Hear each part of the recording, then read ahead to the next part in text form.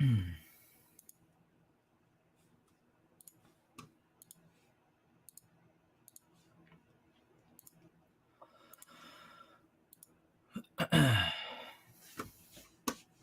we go. Good morning. Good morning. Let's see here.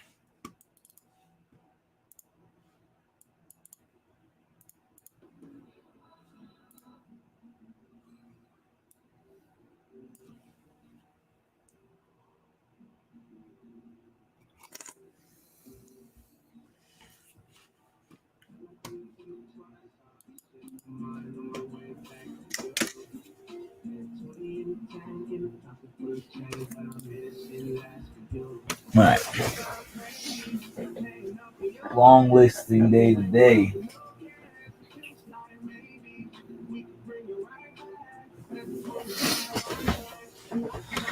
Bring a couple things up real quick.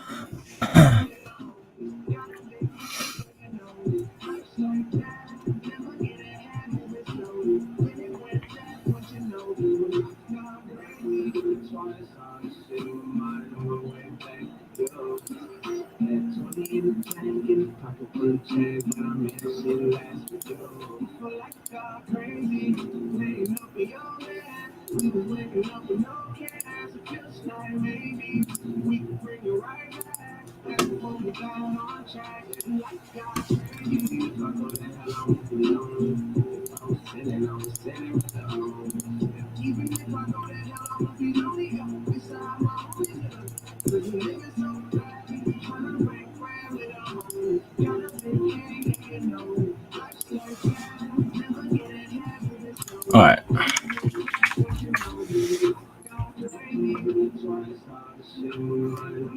Back to you. Yo, Guy Niece, what's going on? How you doing today? Good morning.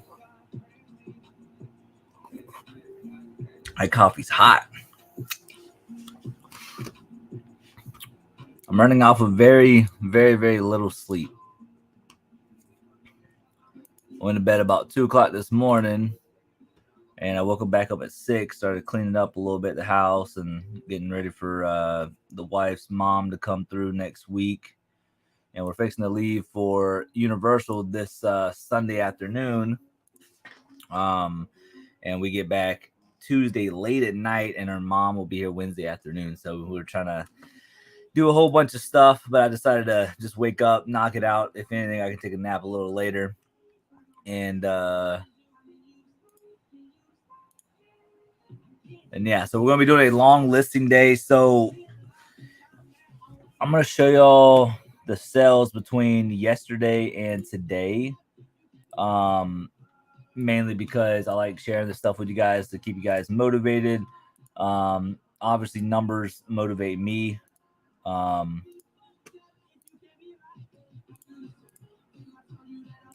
right. So we have been doing extremely well on eBay. I'm not saying it's perfect. I'm not saying, anything like that. But I will say that we have been doing pretty well over the course of 90 days. We've almost done 40,000, which is pretty good. Over 14,000 for the past 31 days. And then just from yesterday and today, we have done over $1,200 worth of sales. And to kind of show you guys what exactly we're selling, and kind of go here because there's only 22 items sold. We got some little things here. Sold Nintendo Switch for 200. Some big ticket items. This air conditioning thing we actually found at Black Friday Deals bin store. Got it for $7. We sold it for 250. A little $30 item. This right here was pretty cool. Went to a random Goodwill in Rincon, Georgia. Got it for $10. Sold it for 180. And then we just got little random stuff. Little $35, $25, 25, 10, 35, and then 40. Well, that's pretty good. Yo, what's up, Ariel? Ariel just saying I haven't been at Black Friday for a while. Yeah, we haven't really been either. I went last week. Me and my wife went last week. But we didn't go through 3 weeks prior to that, and I didn't go last Friday. Or no, did I go last Friday? Yes, I did go last Friday, but we're not going this Friday. We got too much stuff to do, unfortunately. But it is what it is. But yeah, I just want to motivate you guys. If you guys are resellers and you guys are trying to take this very seriously, like I said, motivation is key for me. It's the one thing that keeps me going. Not necessarily the money, but it's the gratification of working for yourself and all that, and making up your own hours and just doing right by yourself. You know what I'm saying? If you put yourself in a position that a lot of other people aren't necessarily in at this point in time, you should take every advantage of it as much as possible. Again, I'm not saying I'm a perfect eBay seller. I'm not saying I'm a good reseller. I'm not even saying I'm a bad reseller. I just think I'm a numbers guy, and my numbers have been going up over the course of the past 2 years. Hey, Chris, how you doing today? Good morning. How are you? How you doing today? Um, but yes, from just working at the comfort of my own house, these are literally the numbers right here. Definitely not bad. Definitely not bad. Definitely, I think this year we have grown. I think I don't even know what my sales are up to. Performance. Yeah, so we've done 84,000 this year alone, just on eBay. It's not including the other platforms that I sell on, but it's definitely pretty good, pretty reasonable. Net sales, I think we're around 54,000 net.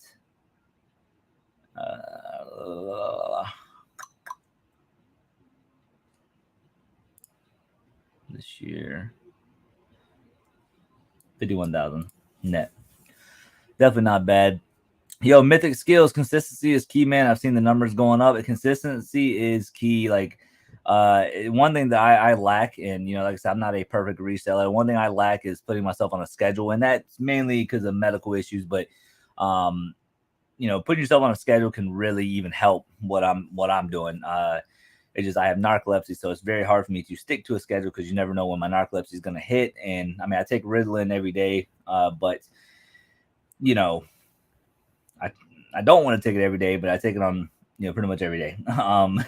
And it's one of those things where scheduling is like it's very crucial too. If you stick to the same schedule, you'll have time to go to the gym. You know what I mean? You have time to list more or whatever.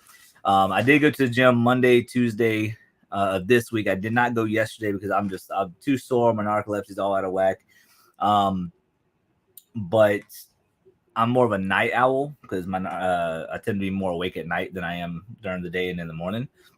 But I still find time to list and all that. I usually just go hard at listing just for like a whole day. But yeah, these are numbers for the year so far. It's definitely not bad. 51,000 net. And keep in mind, this is just eBay. It's not including all my other platforms and all that. Majority of stuff that I pick up too, I don't have that much money into, so the ROI is definitely really good there. Got 385 items that I can send offers on, and all of that. But I'll explain a couple of things, a couple of these sales, where I got them from, and all that. Me too. I got some bad stomach issues, so I get the schedule thing. One day I can be great on time, but every the next day I'm not getting anything done to the end of the day. I'm definitely more productive at the end of the day. Exactly. I think this, I guess the advice would go towards people who don't have medical issues, because like you'd be surprised. Like there's some days, like this morning, like I didn't go to bed about 2:00 this morning, and I woke up at 6, but I felt wide awake. I'm wide awake right now. I'm running off 4 hours of sleep, but I feel awake. But then there's some days where I'll get 6 hours or more of sleep, and I'm just dead throughout the whole day. So yeah, and I don't know realistically what that could be from. It could be a caffeine. I don't know. But with narcolepsy, it's very hard to stay focused whenever you're tired. Hi, Debbie. How you doing today? Hi, Brandon. I forgot what date Charlie's birthday is this month. Tell her happy birthday. I'm still working on you all stuff. I'll let you all know when it gets set. Yeah, no problem, Debbie. Her birthday's on the 13th of this month, so in 5 days. Matter of fact, um, I'll have a video for y'all. Tomorrow's Friday. I did a video yesterday. So I'll have a video for you guys Saturday night. And then I will not be home from Sunday through Wednesday. So I might have a video for you guys Wednesday night, depending on what all I have to do. Me and my wife are going down to Universal Studios for her birthday. I'm surprising her, or well, not really surprised, but I surprised her with going down there between Sunday and Wednesday. So no videos until I get back, unfortunately. Where's Max and Piper? I think they're downstairs. I don't know if they're in their bed right here. Max, Piper! That's like their command to come. Max, Piper! Oh, look at that. Oh, come here. Come here. Oh, that's my baby. Come here, Max. Come here. You better come here. You come here. You better come here. Ah, you better come here. Where you going? You better come here. Oh, good boy. Ah. There they go. They're my babies. There we go. Yo, the boy TV, what's good? How you doing today? Oh. You say hi to everybody? You say hi? You know, Max likes to get on the desk. There you go, buddy. Let me change the view. There we go. Come here, buddy. Oh, there we go. Oh. What are you doing? You say hi? These are my babies. Your birthday's on the 15th, Chris? Let's go. Happy early birthday if I don't get to talk to you before then. You say hi? Yeah, Max has a, I don't know if y'all can see how he's scratching all his skin right there. He's allergic to grass, and we've been to the vet. We tried everything, man. We gave him like Benadryl, shampoo. It's not mange because mange is ruled out. It's not his food, but he just has a allergic reaction to grass. So we've been trying doing everything we can. Oatmeal baths. We've tried everything, but doctor said at this point, give him a bath like every other day with like oatmeal, and then just let it run its course. And then this is my baby. She's a good girl. And this is my baby. And you see Max right there in his bed. I think you guys can see him. What you doing, Max? You being a good boy? No, Piper's a little sweetheart though. Piper's a little sweetheart. She's probably the nicest dog that you ever meet in the ever be. Piper's always chilling. She is. She lives her life one day at a time, huh? Nah, she's definitely a good girl though. What you doing? Yeah, we had some breakfast this morning. I had me a banana. And then my dogs like bananas. They get a little treat every now and then, huh? Yes, ma'am. I got them these new chicken little bite thingies so they can eat.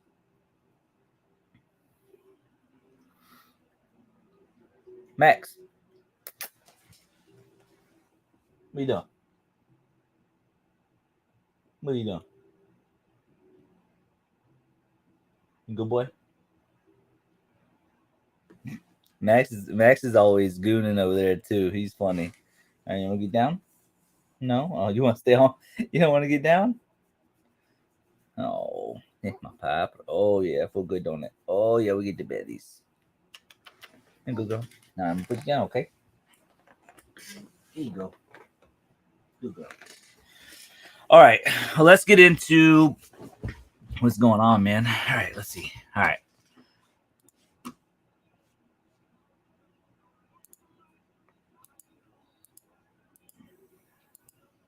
All right, so I want to go over the sales that I've gotten between yesterday and today. Reasoning why is because I want I want people to learn and you know let you guys know like other ways that you guys can source that type of stuff. Um, so I'm basically gonna go over these 22 items, and then I'm going to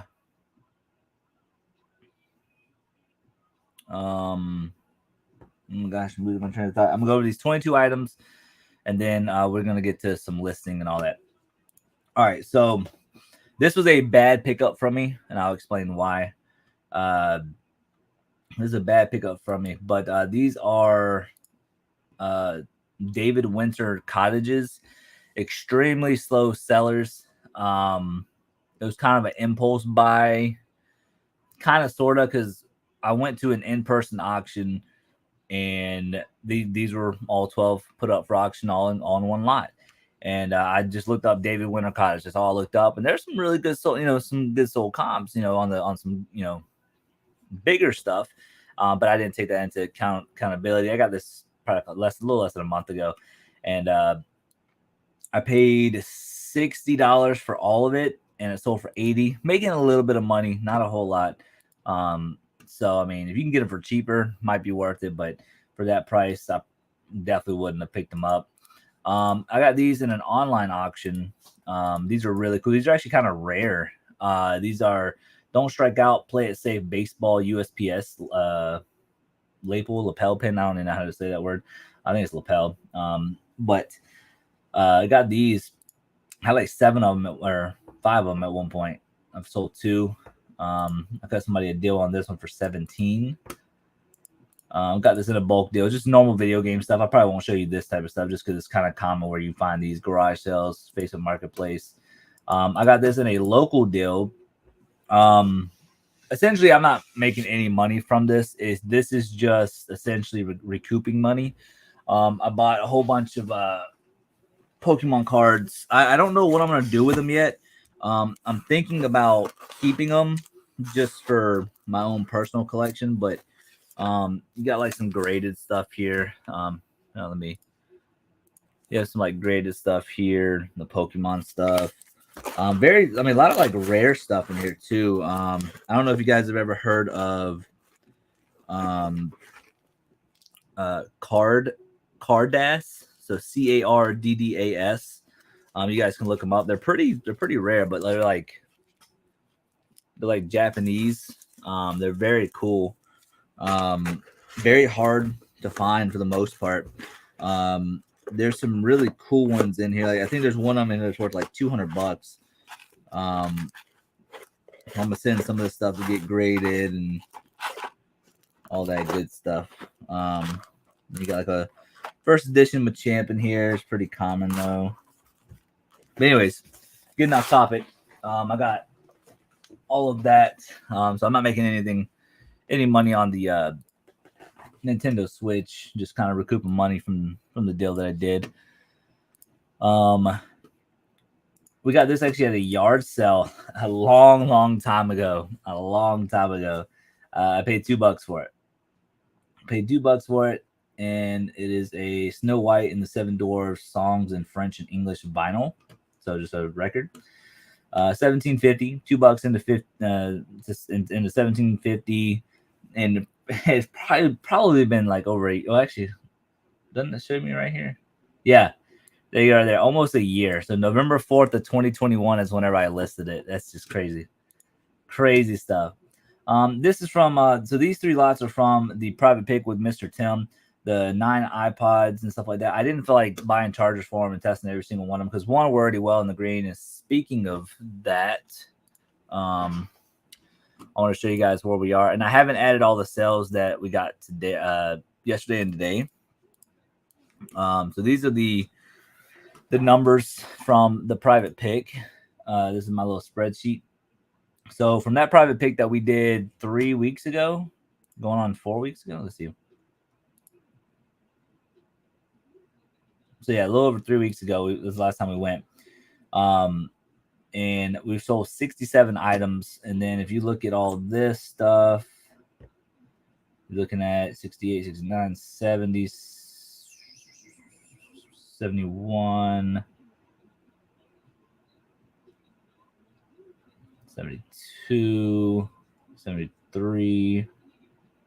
So yeah. So at this point, we would actually have sold 73 items, but just from what we have on our spreadsheet, I guess after all those sales, we'll be at over $3,500 in sales, gross, not net, from the $1,000 that we spent.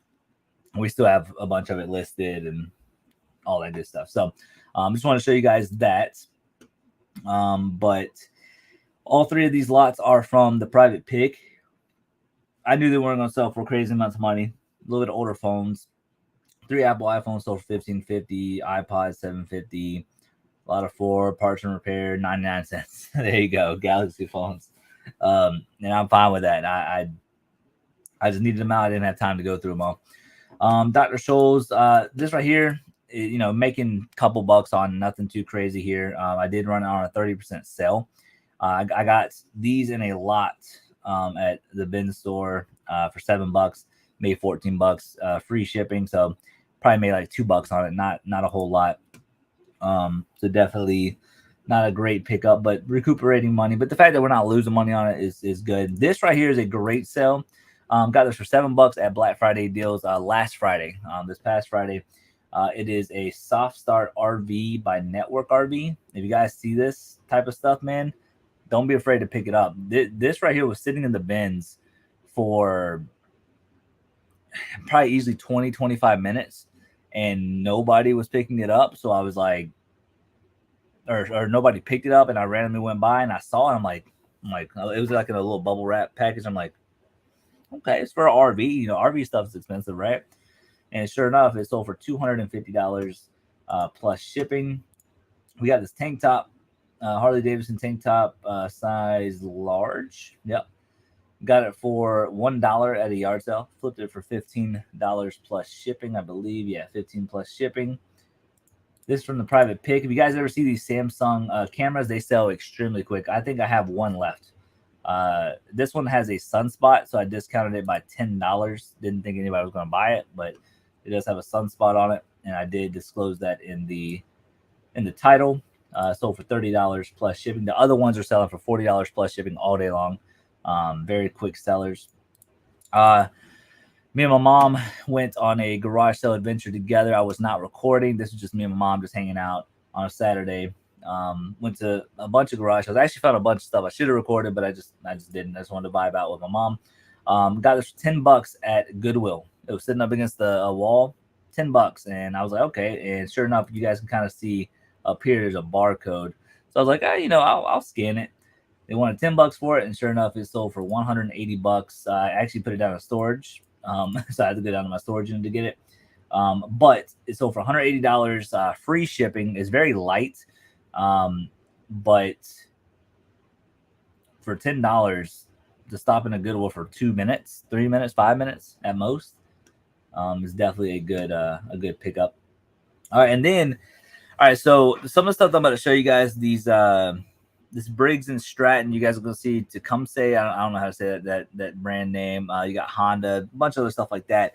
I won in a online auction in Claxton, Georgia. It's about 45, 50 minutes from here.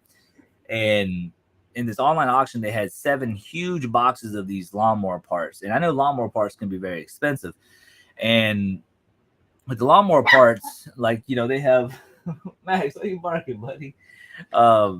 They had the part numbers, and I looked up a handful. I'm like, okay, it goes for like a little $30, $40. Some of them I couldn't find, and I'm like, okay, cool. And they had 7 lots of them. I was bidding on all of them, but in the pictures, the boxes didn't look that big. If I would have, so when I got there, the boxes were huge. One of the boxes that I won probably at least weighed 80 pounds, close to 100 pounds, but I'll probably say about 80 pounds.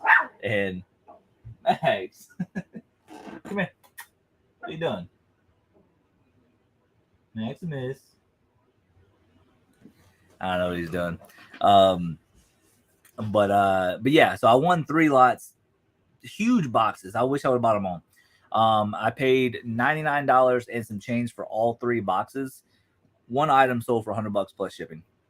Already in the green on that deal. And then you got this one that sold for 35, a couple other things that sold for 20, 35, that type of stuff. So we're already well in the green. Probably got probably close to 100 listings, maybe more, 200 listings, something like that. 100 to 200 listings in total. I still got a bunch more down in the garage. I haven't got listed all of it yet because it's just so much. But this is one of the items. This is a connecting rod, brand new. That's kind of how I looked it up, 807900S. So pretty much what the way I went about this is I would look it up on eBay. If there's no listings or sold comps, I would just type it into Google and see what other third-party sellers are selling it for, like on other lawnmower websites and that type of stuff. And I believe these are going for about 40. I was like, okay, bet. I put it up there for 40, 35. And sure enough, one of them sold. So $35, free shipping. We're already in the green on that deal. Went to an in-person auction. If you guys noticed too, a lot of people that tell in my local area, I told them don't just focus on the bin stores. Don't get me wrong, bin stores are very profitable. Cool. It's just for me, it's better to look in multiple places instead of having one place to source.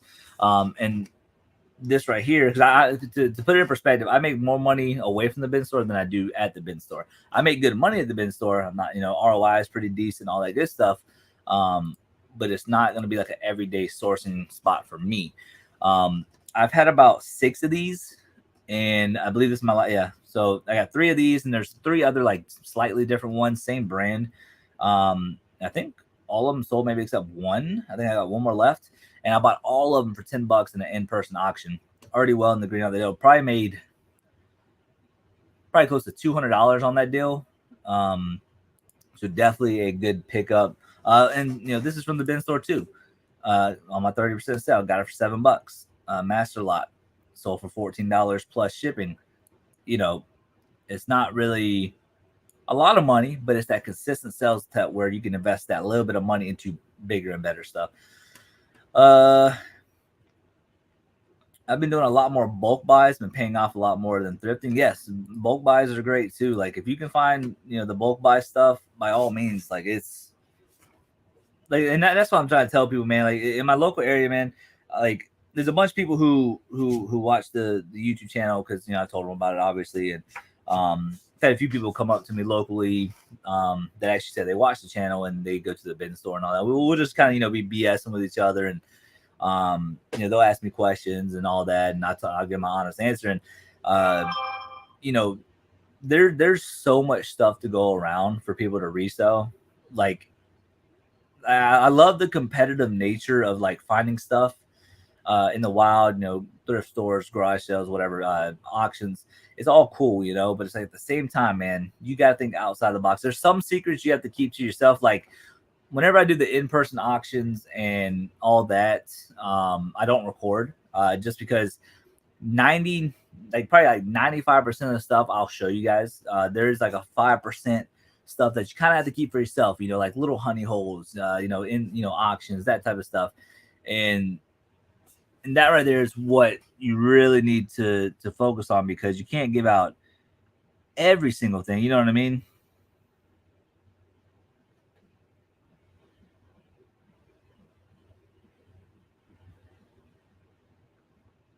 Sorry, somebody sent me an email. But yeah, no, like if you can find bulk buys, private picks, make connections. Like if you look at like who was it? Daily Refinement or Tech and Sports or something like that.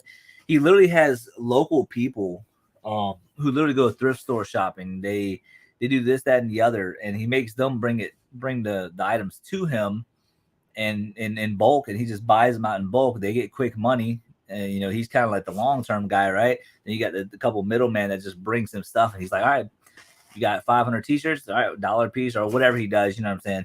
And he'll pay for them, and he'll get them listed. And I think he does like 250 listings a day or something, and that's pretty crazy.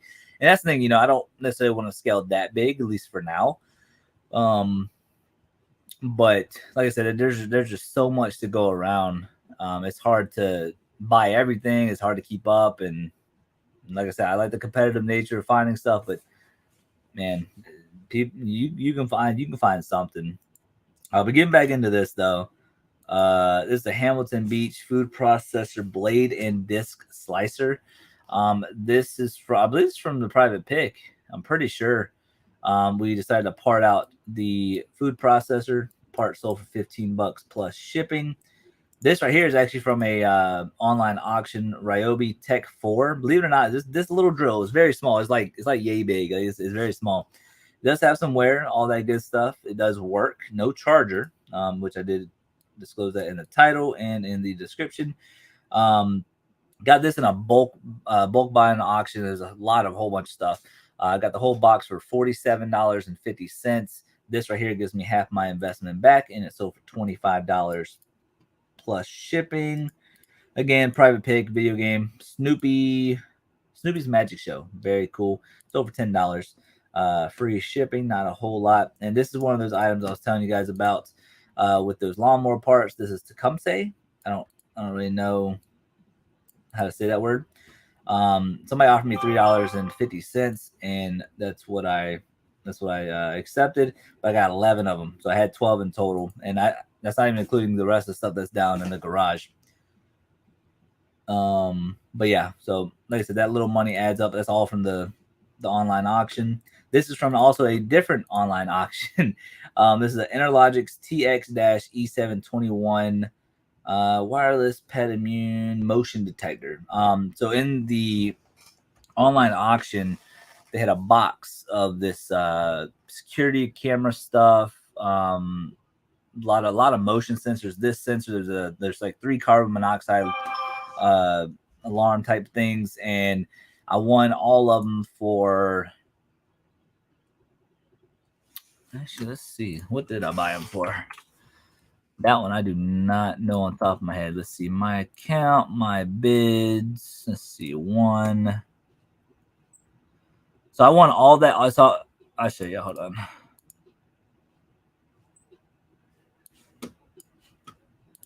So yeah, I won all this for $25. If you guys look here, that's everything that it came with. I won all that for $25, and this one item sold for $35. I've already sold one of the carbon monoxide alarms for like $50, I think. So already well in the green. $25 for everything, and $35 plus shipping. And I had 2 of these. I was the only seller on eBay on this one, I believe, and we sold these for $20 plus shipping. And sure enough, both of them sold. Quantity 2, $40 plus shipping. And that just goes to show you, like, I'm making a killing off of online auctions. So, you know, if y'all have online auctions, in-person auctions, locally, I highly recommend checking them out. Matter of fact, I'll show you guys something real quick. Something that I won in an online auction.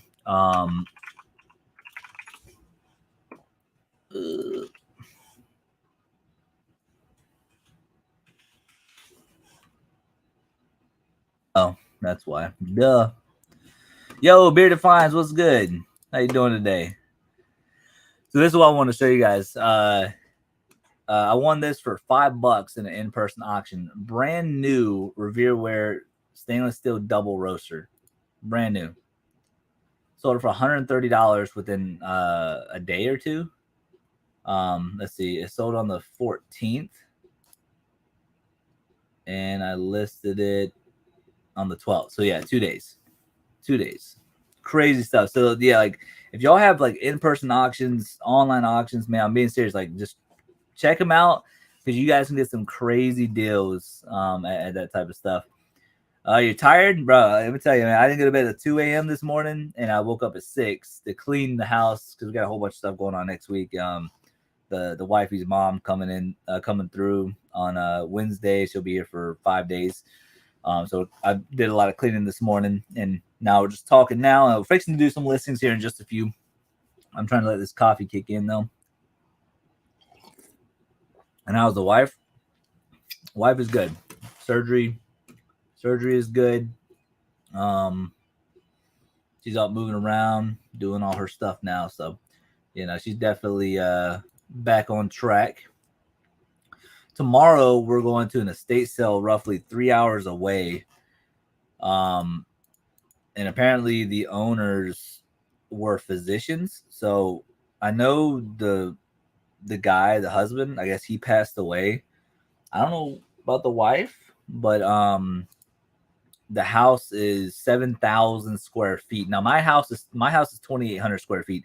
They literally tripled what my house is, and it's an estate sale. When I say it's massive, there's like all clad pots and pans. There's brand new Cutco knives that go for $50 a piece. I don't know what the prices are gonna be like, but I mean they have a closet as big as my room filled with Uggs. I mean Columbia stuff. I mean they have Tacova boots that go for like 200 plus all day long. Um, I mean, they just have tons and tons of stuff. They have Bowflex machines. They all types of stuff. Like it's absolutely insane. Amy, how are you doing today? Hi from North Carolina. Let's go. I love seeing the Southeast uh, family up in here. How you doing today, Amy? Good deal. Yeah, I'm still lagging after FlipCon. I caught COVID. Oh, that's not good. I had COVID, and I had COVID for like 2 weeks, and then going to the third week, I had like aftershock. So it was like my breathing was so weird. But after that third week, I was good as new. Chris, we're at it's somewhere in South Carolina. Um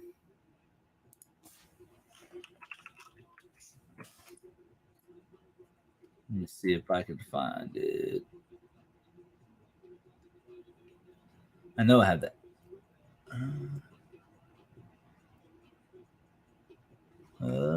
Did it get canceled? Oh, maybe we're not going. Hold on. Hold on. Let me see.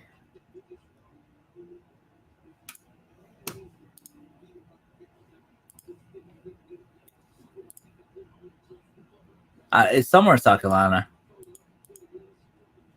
I gotta find it. Um, look for Bibles. Yeah. I'm gonna look at stuff like that. Yeah, it's 7,000 square feet, and it's all going to depend on price because I'm probably going to be spending some money. Um, they have they have a lot. Let's just say that like it's overwhelming. And then they're auctioning off like three pieces, like two trailers. There's a big old huge tractor. Oh, and the greatest thing is it's 7,000 square feet for the house, and then they have a huge barn that's like I think they said it's like 2,000 square feet behind their house. That's also for sale, and everything inside it. So I think that's gonna be really cool for a video.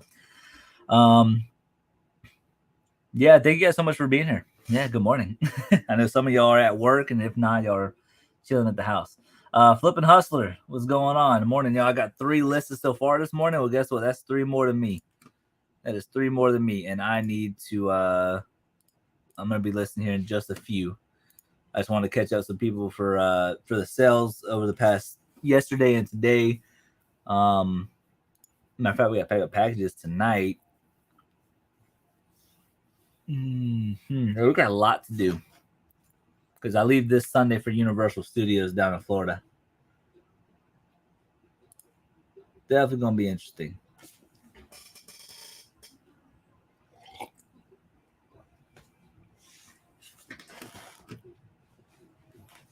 Too far, Chris? Yeah, it's in South Carolina. I'll post a picture on Instagram in the community tab here on YouTube if we do end up buying anything. But those Cutco knives, they're asking like $20 a piece, $25 a piece. I mean, we might have to hop on that and just buy them all. They had 8 of them, brand new. I think it was like, oh, what is it? Hold on, it was Cutco. Was 1790? No, that doesn't sound right. 1715. No, 1780. I had to relook at the pictures. I'm just working my full time job while hanging out with you, Amy. What do you do? What do you do for your full time job? Have an amazing time. Happy birthday, Charlie. I'll let her know that you said that, Chris. Yeah, I turned 30. I turned 30 August 31st, and I feel good. I feel good for 30, man. I feel good. I went to the gym Monday, and I'm still putting up good weight. I'm still putting up high weight. I just gotta lose my belly. I got a little belly. I need to get rid of.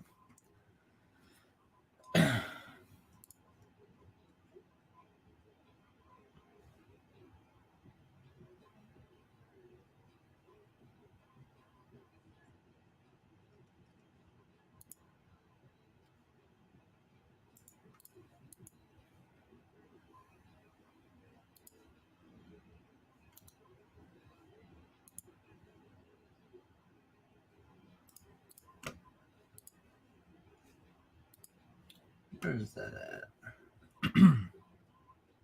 Clap once you walk. 56 next Thursday. Let's go.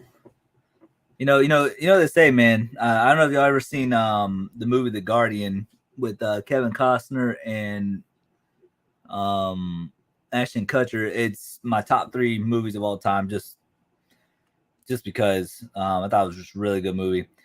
They said that the old lady that's in there, she said that getting old is a blessing. It's earned. So, if I can make it to that age, hopefully I earned it. You know what I mean? Flipping ship. Just want to say hi. Thanks for being one of the inspirations for my channel. Much love. Hey, I appreciate that. That actually means so much. It makes me feel like I'm doing something right in my life. I appreciate that. I'll make sure to check out your channel. I'll go ahead and open up in a tab and I'll come check you out. As a matter of fact, let me hit that subscribe button. I got you. I just subscribed to it. Got you right there. No, I appreciate that. Project manager, blah, part-time reseller, project manager. Ooh, that sounds fancy. Is it a fancy job? And part-time reseller? Hey, ain't nothing wrong with that. All right, let me see what all I got a list, because my room is crazy. Because when I say I've been listing all those lawnmower parts, you guys, all that is listed, every single bit of it. All that is listed. I might need to bring some stuff in from the garage.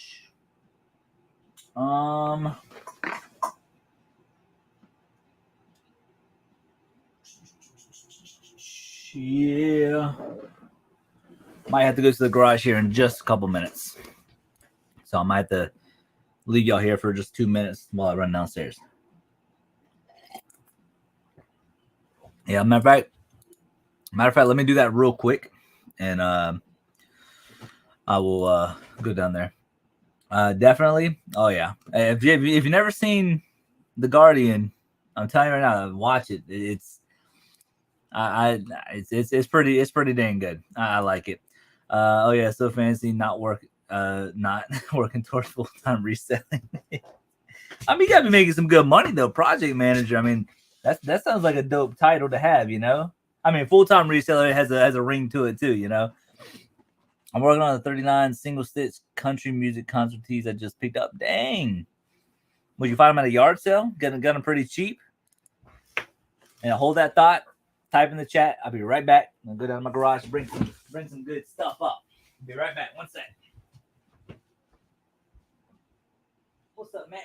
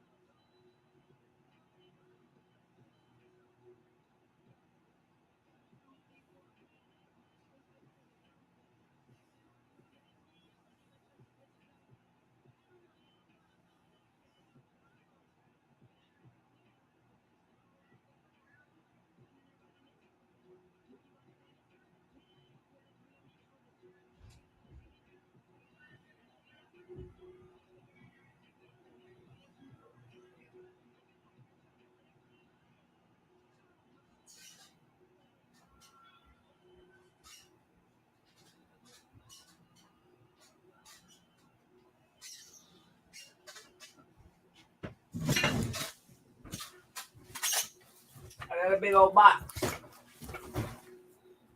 Woo. Shawty got a big old boo. Woo. That box is heavy. Woo. I brought the wifey. Come on. No. Love you.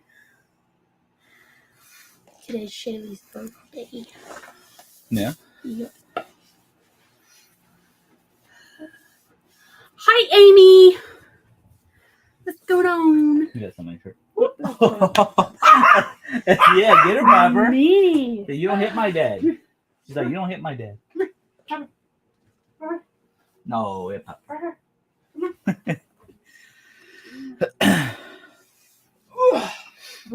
Yep, we are so $30 and 2 dozen cobs of sweet corn. Heck yeah. Hey, flippin' hustler. It's Piper. She was already on video. Yeah. She was already on You the stream. was already on there? Yeah. Yes. Oh, love my puppy. She's a good girl. She's a good girl. Yeah. She don't let nobody hit her daddy though. Oh. You burped. You burped In right my face. Burped right in your face. Ew. Papa, Ew. you can see daddy. Oh, I'm sorry. You stop it. You No. don't terrorize Ah. my baby. Piper, it's okay. You're so tight. She knows how to protect us. Hey, Piper. You stop it. You stop it. She was her mama. Oh. No, she's a good girl. You want to be perfect. I do. But yeah, the stuff that I brought in is all from a online auction. And I'll show you. Let's see. I think it's time I need to go back down and clean, don't you think? Yeah, you good. No. I just wanted to bring you up here. Goodbye. Love you. Bye. Bye. You're special. My favorite TikTok, man. Yeah.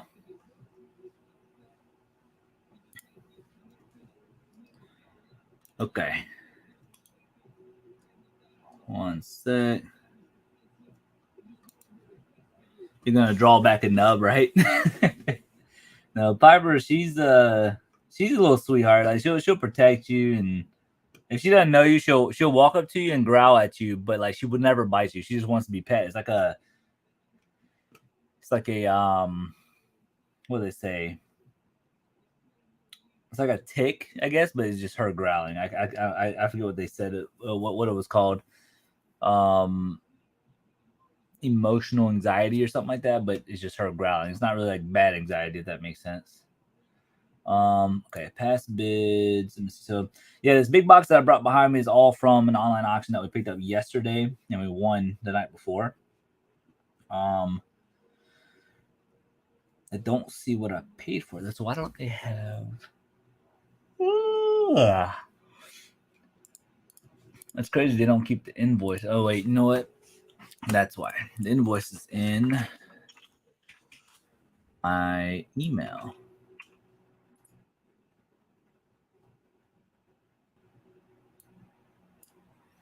Haha. Okay.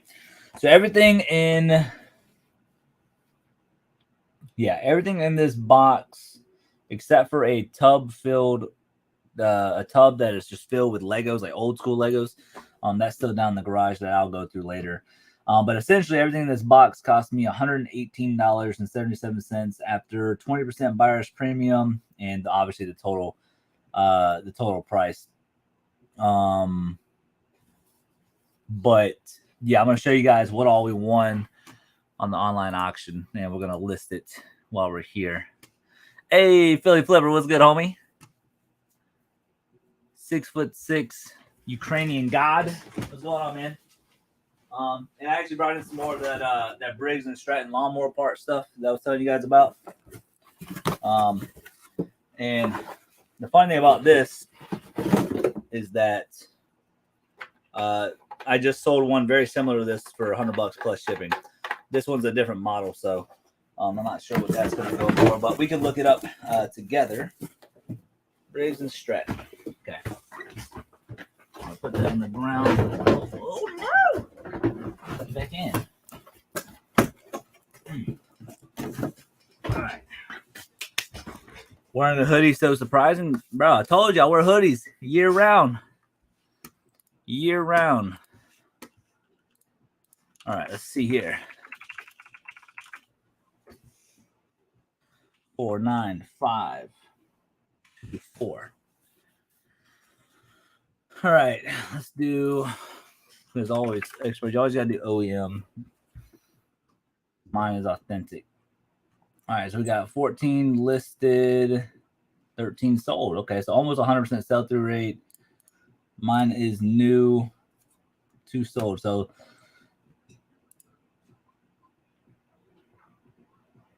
it looks like $50 free shipping or $40 plus shipping.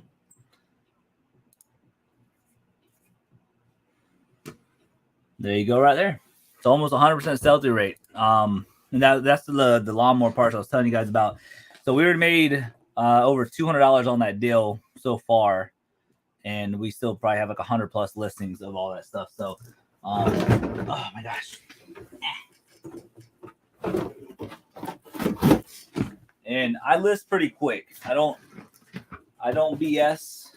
I list pretty quick. It should take me 2 seconds to do.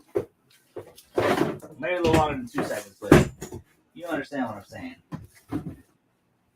Let's get the box set up. Boom.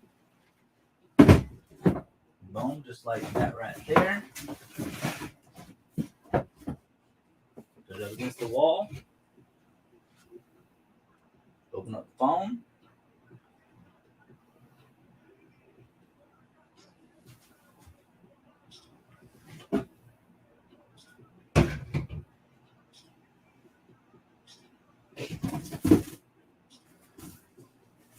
Boom, done. And what's really cool about whenever you look up something on your computer, on your eBay account, it's already loaded in on your eBay app. So then all I gotta do is go to that, boom. Condition, new. And we're just gonna put it up there for $49.99 free shipping. That's what we're gonna do right there. It's pretty easy though. It's pretty easy. I list pretty quick. And that right there is going to be all pure profit once it sells.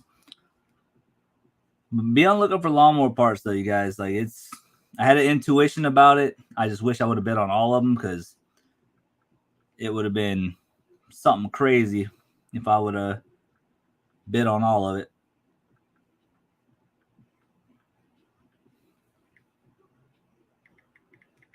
And we're going to put this on the metal rack behind me. $49.95 just because it looks better. Free shipping. And boom, it's listed. Listed.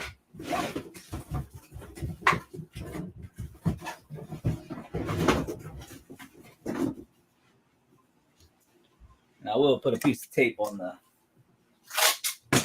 box. And then we'll just set it over here. Now that's done. And then I got another one right here, but I don't know the model number on it.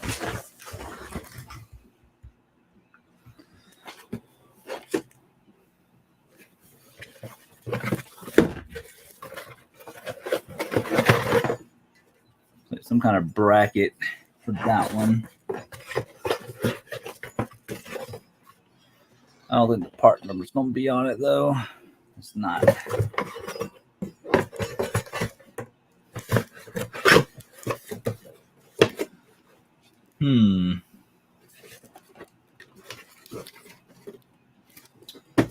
All right, I'm gonna try looking this up just from the ripped up part number, but I don't think we're gonna find it because they're normally 6 digits and I only see 4.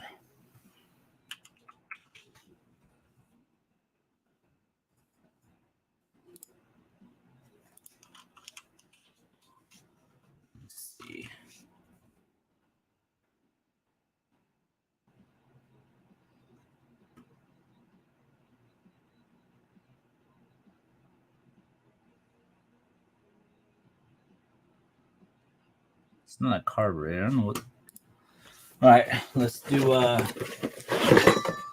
Guess we're gonna Google Lens it. Maybe it'll pop up. I don't know if it will though.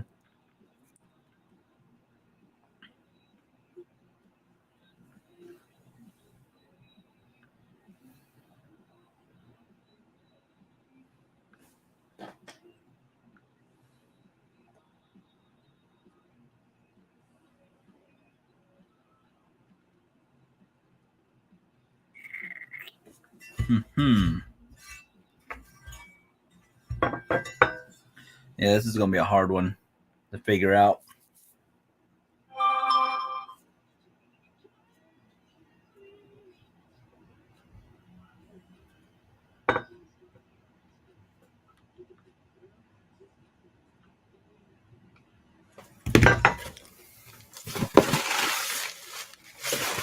Nothing on the bottom that tells you what it is. So this right here, we're probably just going to put off to the side just because I don't know what it is. It's a bracket for something. I mean,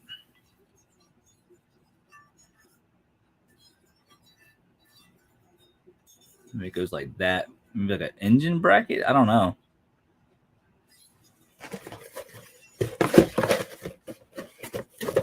All right, we'll look that up later. Let's put it off to the side right here. I got a really cool item right here. This is from World War II. I won this. I want to say we got it for like $20 or so. I figured out what it is though. It is a World War II air raid shelter hat. Front would be like that.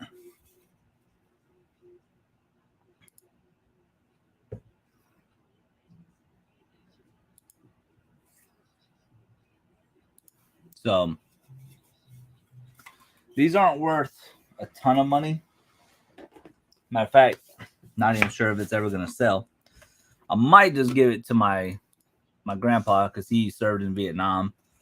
I know this is World War II, but he likes this type of stuff. But if we were to go to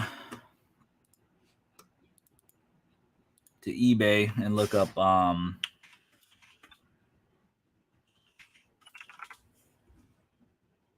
basically it looks like the ones that sold are the ones with the actual like logo on it.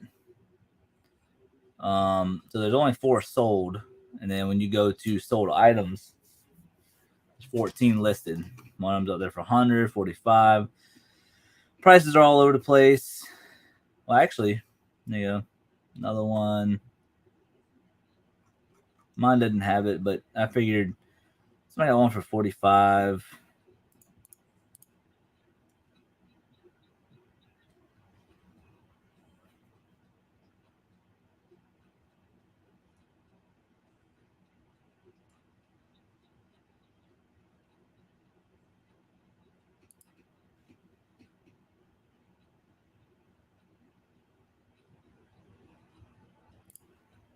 Yeah, I don't know. We might give that maybe to my dad. I don't know. We'll see. I don't think it's worth listing. It kind of is. It's just cool.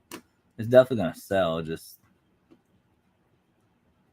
I'd rather hold on to it. Maybe worth a little bit more later on. I don't know. We'll figure it out.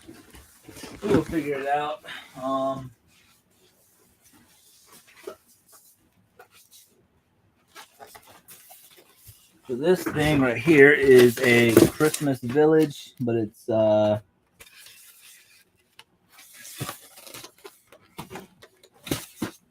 see if we can bring it up over here.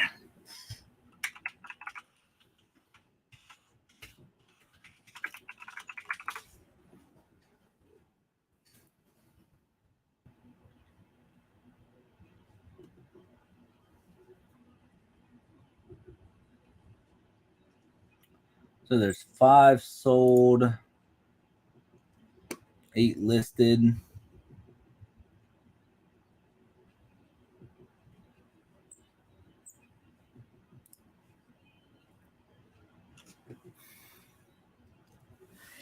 Oh, excuse me.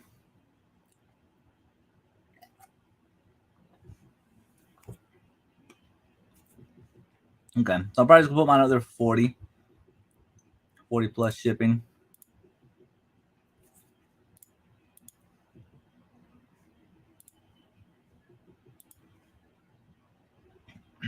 Yeah, let's go ahead and do that. It's going to take me a minute, but we're going to do it.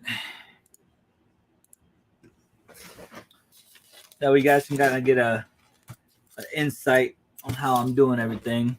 The thing is, though, so there's a couple of these elm, they're called elm trees that are in here, but they're not part of this set. Okay, so what about...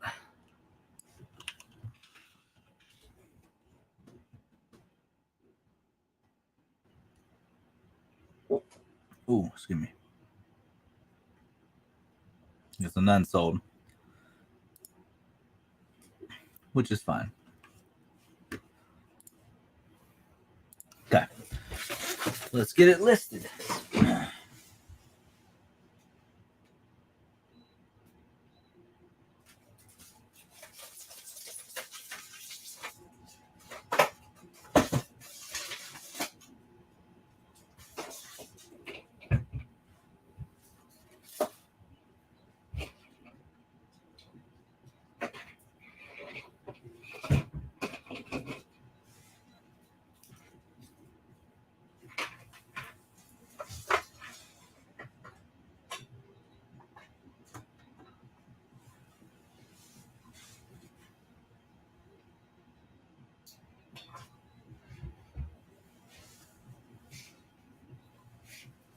All right, it works, which is good.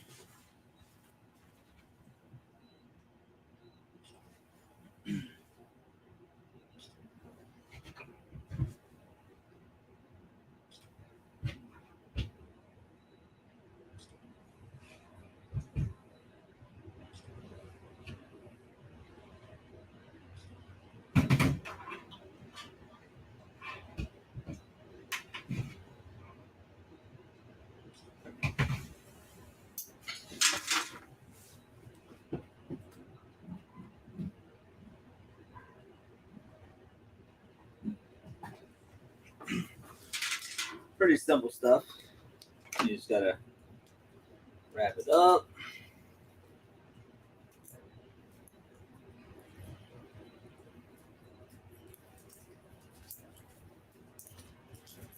Actually, let's redo that.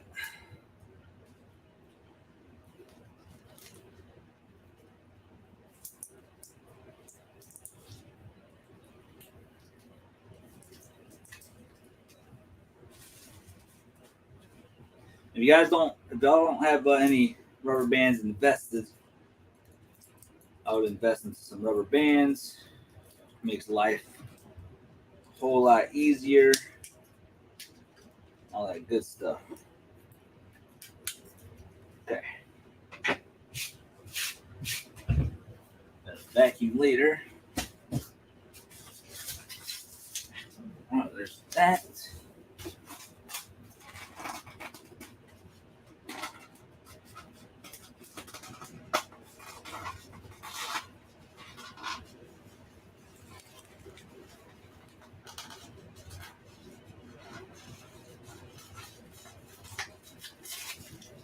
Let's take the option sticker off.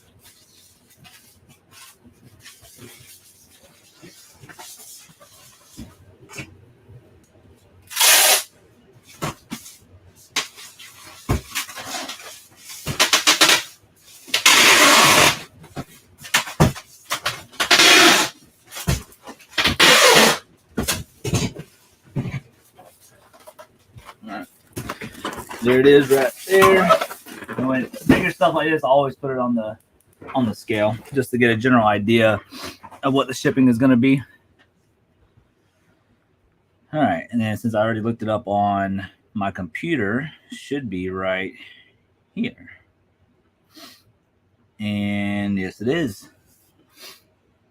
It's one thing I like about like your phone to or your computer to phone or vice versa. The one thing you can do too to save you guys time, if like I know some people don't like the phone version of eBay, and you don't necessarily get all the components like you would on the computer because you can break it down to each individual thing. What people will do is they'll just do a listing like this. They'll upload the pictures, and then they'll just immediately back out of the listing once the pictures load, and then it automatically shows up in your drafts on your computer, which is really good. I like the phone; it makes everything just simple for me. And like that item right there didn't take me long to take pictures of. You know what I mean? I checked everything; nothing was wrong with it. It works pretty pretty good condition. Um,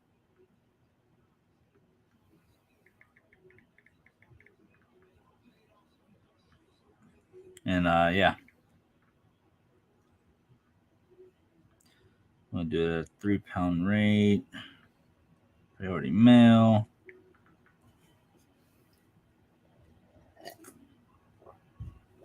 Yo, Philly Flipper, are you listening today too? All right, and then just like that, you guys, it's listed. Pretty pretty easy.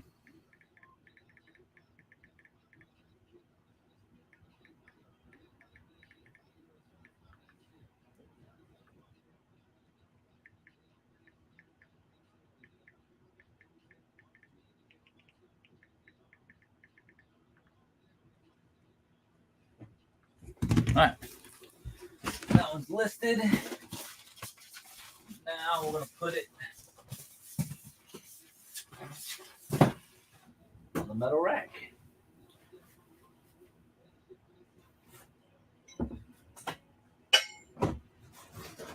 All right, these are really cool, you guys. Make sure that's not gonna fall. Okay. These are really cool. We got 3 vintage hats from the online auction as well. Um, first one's gonna be this just your basic camel hat. Um, made in China. Nothing too crazy, at least I don't think. I'm gonna try Google Lensing this just to see if we can find it real quick. Um, let's see what happens. Okay, we actually found it. Okay. Okay, so let's just look up.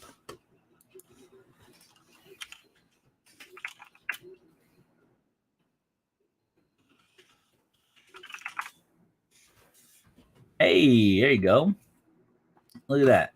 27 sold. Wow. It's the exact. Oh, wait, you guys can't see it. There you go. So this is one we got. 27 sold. Let's see how many listings they got. 7 sold. Okay, so one of them's up there 50, 33. Well, actually, it's really only 2. Then 3, 38.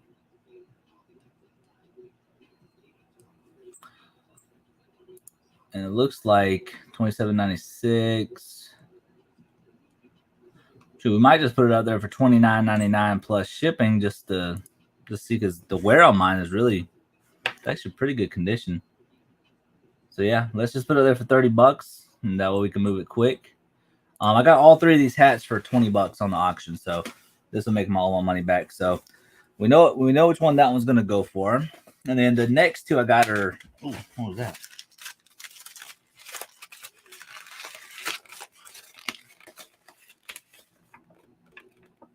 Oh, that must have been in the box, not mine. The next 2 are like railroad hats. This one says Union made Big Smith Sanforized. That sounds pretty interesting, right? I knew railroad hats can go for some money, and plus it's vintage. I think this is actually the one with the tag in it. It is. It says Workers of America. I don't know. Let's look it up. Okay, let's see.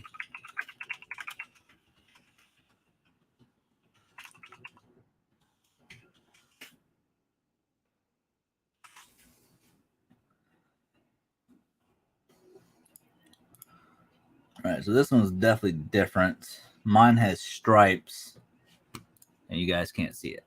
There you go. 2 bids, one for 1650, but like, let's see if there's any.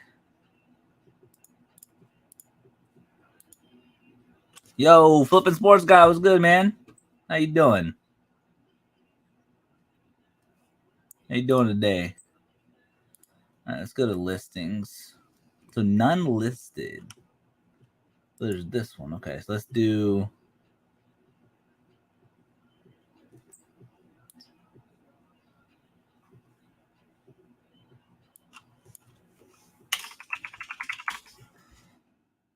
There we go. Okay. There's like one's out there for 15.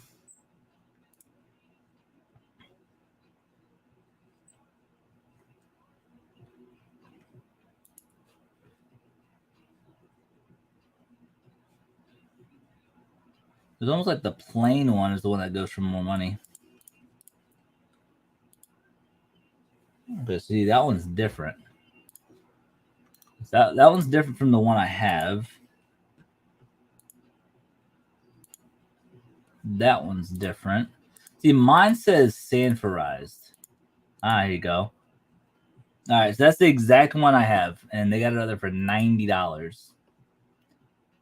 says 1960s, and I can believe it. I can believe it. So, just none sold. That's the problem.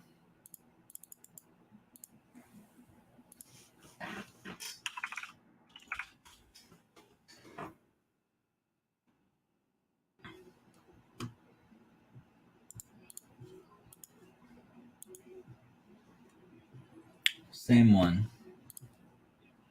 That was sold for $25 back in June. Personally, I might just put it there for $50 just because. $50 plus shipping. That one's sold for 13. Okay, so probably just gonna put the big Smith one up there for like $50 plus shipping.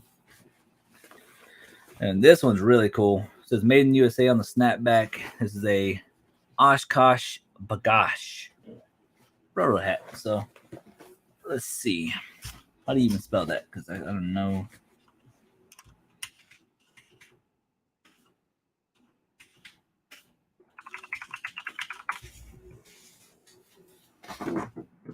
$7.50. Let's see, go there.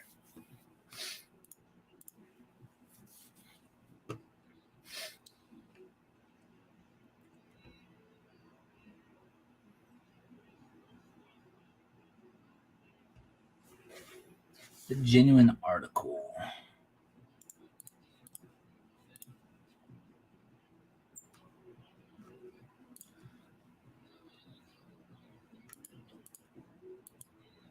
Okay. So that one is the same. I mean, I wouldn't see why we wouldn't be able to do 20.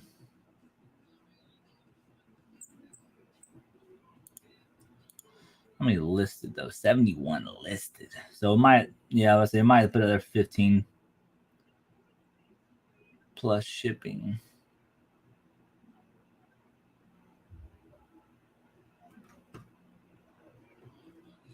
Okay, so yeah, let's just do 15. We'll do 15 plus shipping on that one. All right, well, let me get these listed real quick.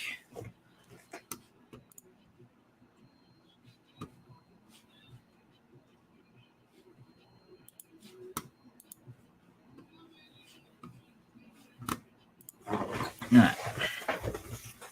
I got my big old glass head over here.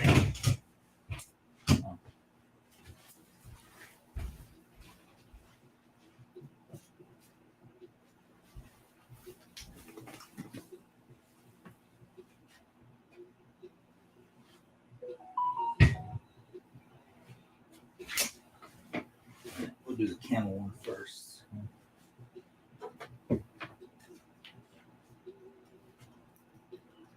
Hope everybody's having a great Thursday.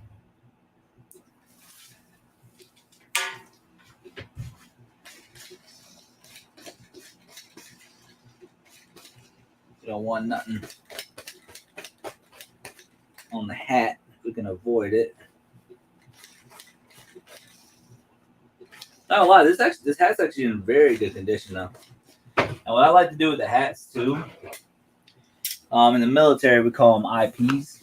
In the military we call them IPs. So all they are these little strings that you randomly see. You can kind of see it hanging out from right there. And what I like to do is, you don't necessarily have to do this. I don't know, I think it's just a military thing. Anytime I see them, I like to cut them out.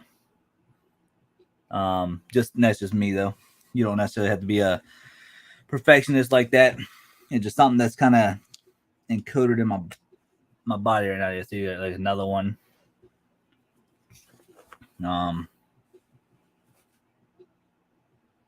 Yeah, one more. And there you go. That was good. But yeah, that's kind of how I do things. Doesn't mean you guys have to do it that way, but that's just me.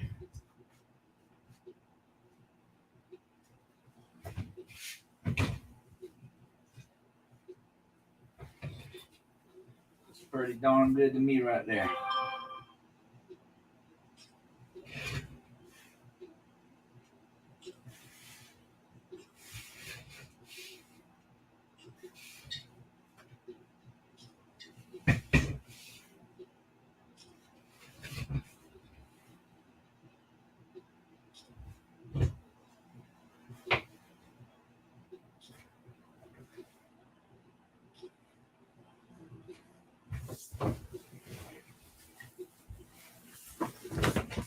And there we go.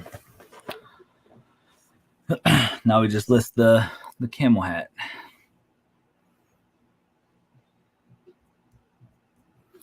And like I said, once you go back into your eBay app, the 3 items that we just looked up for the hats should be in there. And yep, there it is right there.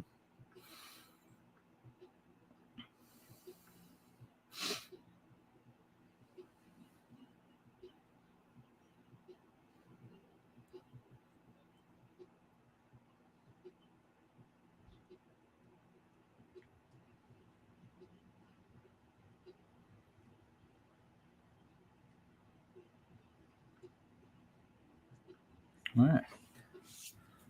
I got our listing. I ain't gonna lie, that's a nice hat. That is a nice hat right there. Nice camel hat. I think that's actually the first camel thing I've ever found. In an auction, in person, storage unit. It's the first time I've ever found camel related product. I know Tesla Picker, he finds that type of stuff all the time.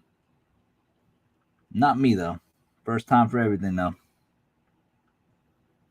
See, pre-owned. It's gonna be in the hat bin. Putting that one up there for $29.99 plus shipping. Boom. It's now listed. Now we gotta do the other two. I do need to straighten out just a little bit though.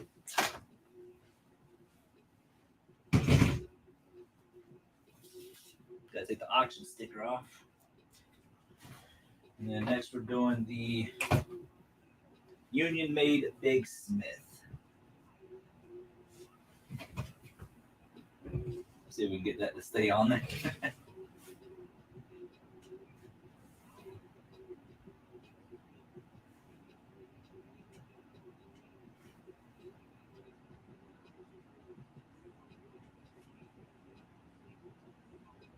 There you go.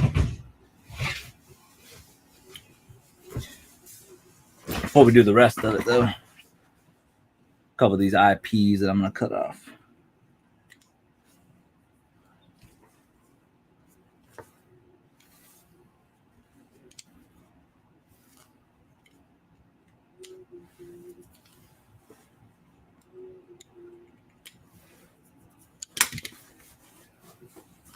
I love just making things look good. You know what I mean? You get. I at least for me, I get like a satisfaction from it knowing that somebody out there in the world is gonna get, my item that I found. So I take a little bit of pride into this type of stuff. But yeah, all right, we got all the IPs. I know what an IP is now. I can't remember what IP stands for. It stands for initial point. Yeah. Okay. No, that doesn't make sense. Hold on. That's not right.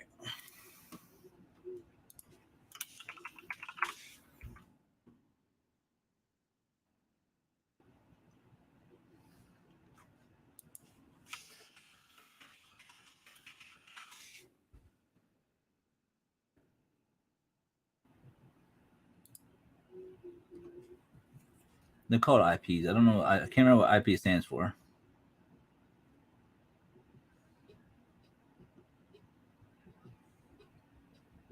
So IP stands for Irish Penance. That's what it stands for. Don't know why. I don't know the history behind it, but they're called IPs though. Pretty cool stuff. Pretty cool stuff.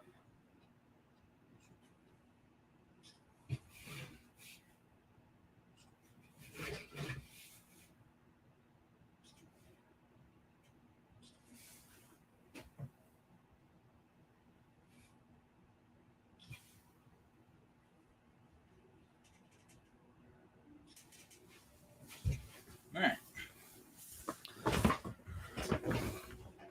There's one thing in the military that was taught to me is just in general is having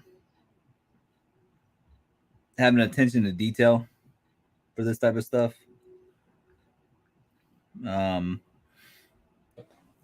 think that's another reason why I'm somewhat good at what I do, but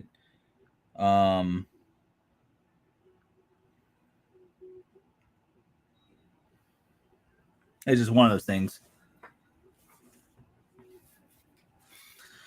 Maya, how are you doing today? I managed to list only 5 a day. How many do you do? I mean,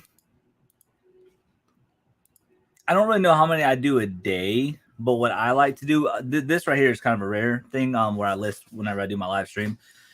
But what I usually do, I don't like to set myself to a set goal because it's like, why would I stop at doing 5 a day or 10 a day or 20 a day whenever I do it full time? So it's like, it really just depends on your time. But what I like to do is to make it a little bit more fun for me.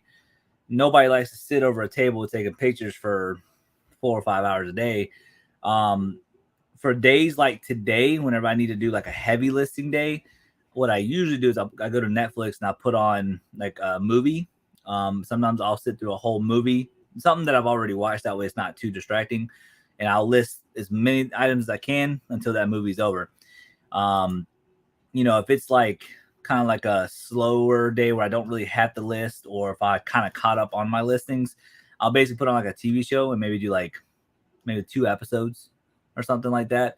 And then I'll probably be done for the day. It just really depends on your day-to-day basis. But I mean, if I had to put a number on it, I'll probably say easily 30 a day, maybe more. To give you guys more of a perspective, I'm selling like 80% of my inventory every 90 days, maybe a little less than 80%. But I have 1,300 active listings right now, and I have sold 1,033 items in the past 90 days. So that's why I'm forced to really list a lot, because my inventory is literally being depleted. I mean, it's good. It's a good thing, but it means more money is coming in, more money that needs to go out to buy more stuff. So more inventory is coming in and all that stuff. So like, it's definitely something hard to keep up with. If I could do 5 a day, I would. If I could do 10 a day, I would, but I think at least minimum 30 a day, just depending on, your day-to-day life. Yo, Sparky, what's going on, man? How you doing today? Wow, that's awesome. Yeah, it's definitely a blessing. It's definitely a blessing. Like, this is the well, hold on, I can't see where I'm looking at. There we go. But yeah, we got $12.99. Well, I guess it was $1,300, but 1033 sold. The 50 unsold is stuff that I just take off of eBay because of somebody buying it locally or something. I don't know.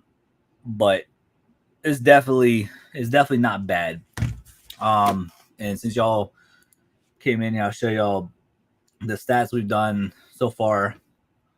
So these are the stats for today. Today I made $98. Yesterday, so between yesterday and today, which I don't know how that makes sense, but we've done 22 items for $1,271.14.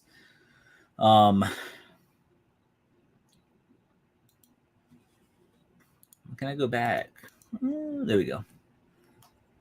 Well, you're doing a lot of listings. Yes, nonstop work. I've done like 30 in a day before, but each listing was like 3 minutes, so not that bad. I list very quickly. I've gotten so used to it. I just know like how to do things. It's like a muscle, you know. The more you work it, the more you'll get better at it. But looking back at the stats, so the past 7 days I've done a little over 3,400. The past 31 days we've done over 14,000. And in the past 90 days, I'm almost at that $40,000 threshold for the year. Hold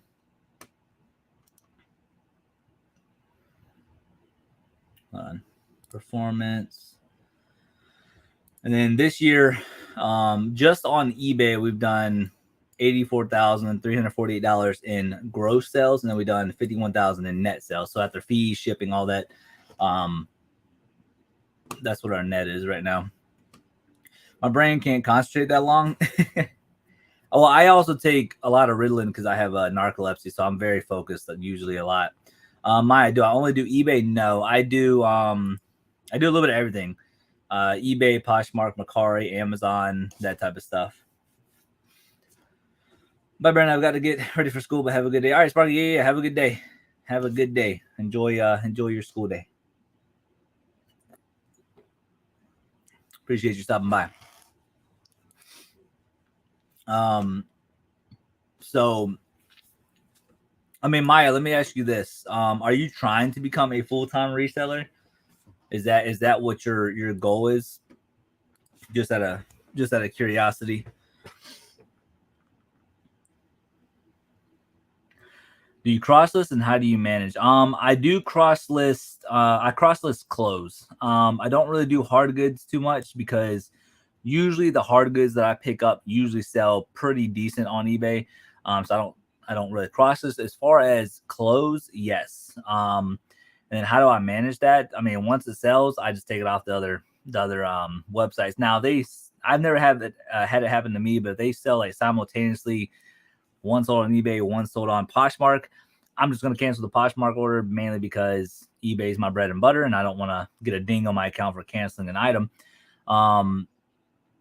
It's a lot to keep up with, but I will say that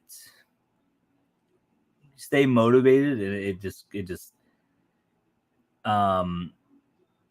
goes a long way, I guess. So you are trying to do it full time, but I'm international, so it's a lot harder. Yes, that is true. As far as like international advice, I wouldn't even know where to start, to be honest. But I will say this: the one thing I've learned. So I've been doing full time for over basically 2.5 years full time, and you get out of it what you put into it. Just like anything, you know. I noticed that whenever I first started eBay, I used to have like 200-300 listings, you know, nothing too crazy. To me, anything under like 2,500 listings is considered a small store. That's just me though. I'm considered a small eBay store. One person I watch, he did 150 sales in one weekend, which is crazy. He sells a little bit on the lower end of stuff, like $10, $13, $20 items. Still adds up though, and it's hard for him to keep up with. But we also work more than just a 9 to 5. You know, a lot of people work their 8-hour shift. I probably say on average I work no less than 12 hours easily. Definitely more. I think the most I've ever worked in a single day was like 21 hours. And that's because I got a lot of stuff in like the private pick that I did with Mr. Tim. I stood up for 21 hours just getting a whole bunch of stuff listed. But as far as like listing wise and stuff, I wouldn't. This is just my advice. Yes, it's cool to stick to a schedule. Be like, yeah, I'm gonna list 5 items a day, 10 items a day, 15, 20, whatever your threshold is. But it's like, what happens if you have 20 small items that are this? That's gonna take you 2 minutes to list each one, and then it's like you got all of them done within an hour. Like, does that mean you're gonna stop listing? So I like to just vibe out and be like, you know what, I'm gonna watch this movie that's an hour and a half long. I'm just gonna list as many things as I can, no matter how long or how short the listings are. No matter if I got to test them, clean them, whatever, I'm just going to get it done. And sometimes that could be 10 items in a day. Sometimes it's 50 items a day. The most I've ever listed in a day was like 100. But I will say, though, you're not making money with stuff that's just sitting in your death pile. And I have a lot of stuff in my death pile, but I'm also one person. You know what I mean? I'm only one person who can only get to stuff, as quick as I can. But no, it's definitely work though. But if you need motivation, I will be your motivation. I love every aspect of this. I love the logistics of it. I love buying the supplies. I love doing the taxes. I love every little bit of it. And I will say that I've learned a lot through people who do YouTube. I learned a lot of self acknowledgement. And again, you never know too. What works for me might not work for you because you are international. But I will say that you work hard. I'm telling you, this is like, when I say it's life changing, it was literally life changing for me, because I went from being in the military to going back to my hard labor job as soon as I got out, and then within 4 months, I went from a part-time reseller to a full-time reseller. I got extremely lucky. I wasn't doing YouTube or anything back then, but I got extremely lucky, and I never looked back. 4 months of being a part-time reseller, I became a full-time reseller. And then, even then, I still didn't know a whole lot. But I say right now, I'm probably the most seasoned, experienced reseller of myself. Like, I think this is the best I've ever been as far as knowledge, shipping, doing things the right way, that type of stuff. I think that experience has come a long way. I'm not saying I'm the best reseller. I'm not saying that. I'm just saying I'm the best experienced self, and I think what I'm doing is pretty good. It would be nice to scale it up a little bit more. It'd be nice to get a warehouse one day, but I'm not sure what route we're going to take with the reselling thing. But having a warehouse would be pretty nice, when you say you got lucky, what do you mean? So I'll explain it, Amy. So pretty much the best way I can explain it is, whenever I was working, so obviously what a semi truck is. Those big long trailers that they drive, and then the containers sit on top. Well, the big trailers, I used to do hard labor on those, and doing suspension work, welding, torching, all that stuff. And I went back to doing that for about 4 months, and then we had a dude I worked with, big black dude. He's pretty cool. We call him Big Baby, and he's young, probably like 19 at the time. And he used to go to the Chinese restaurant down the street, and he would bring us food. And I would pay for his food like 99% of the time, because he was willing to go get it for us. And we only got 30-minute lunch, so we didn't have much time. And what's really cool is that we were sitting there eating our chicken and rice and stuff like that. And me and we were just BS and whatever. I was watching video game stuff because I was big into video games. And all of a sudden, the OG himself, Cincinnati Picker, popped up on my phone. I'm like, how did I go from video games to this guy with a red hat named Cincinnati Picker? And I started watching him, and he bought a baseball bat for $1, and he flipped it on eBay for $100 within like 2 days. And I'm sitting there like, wow, I'm making $18 an hour, which is $106 a week. I mean, a day, and I'm bringing home $540 a week or something like that. And I'm just like, wow, that dude just made more money than me basically in a single day for one item.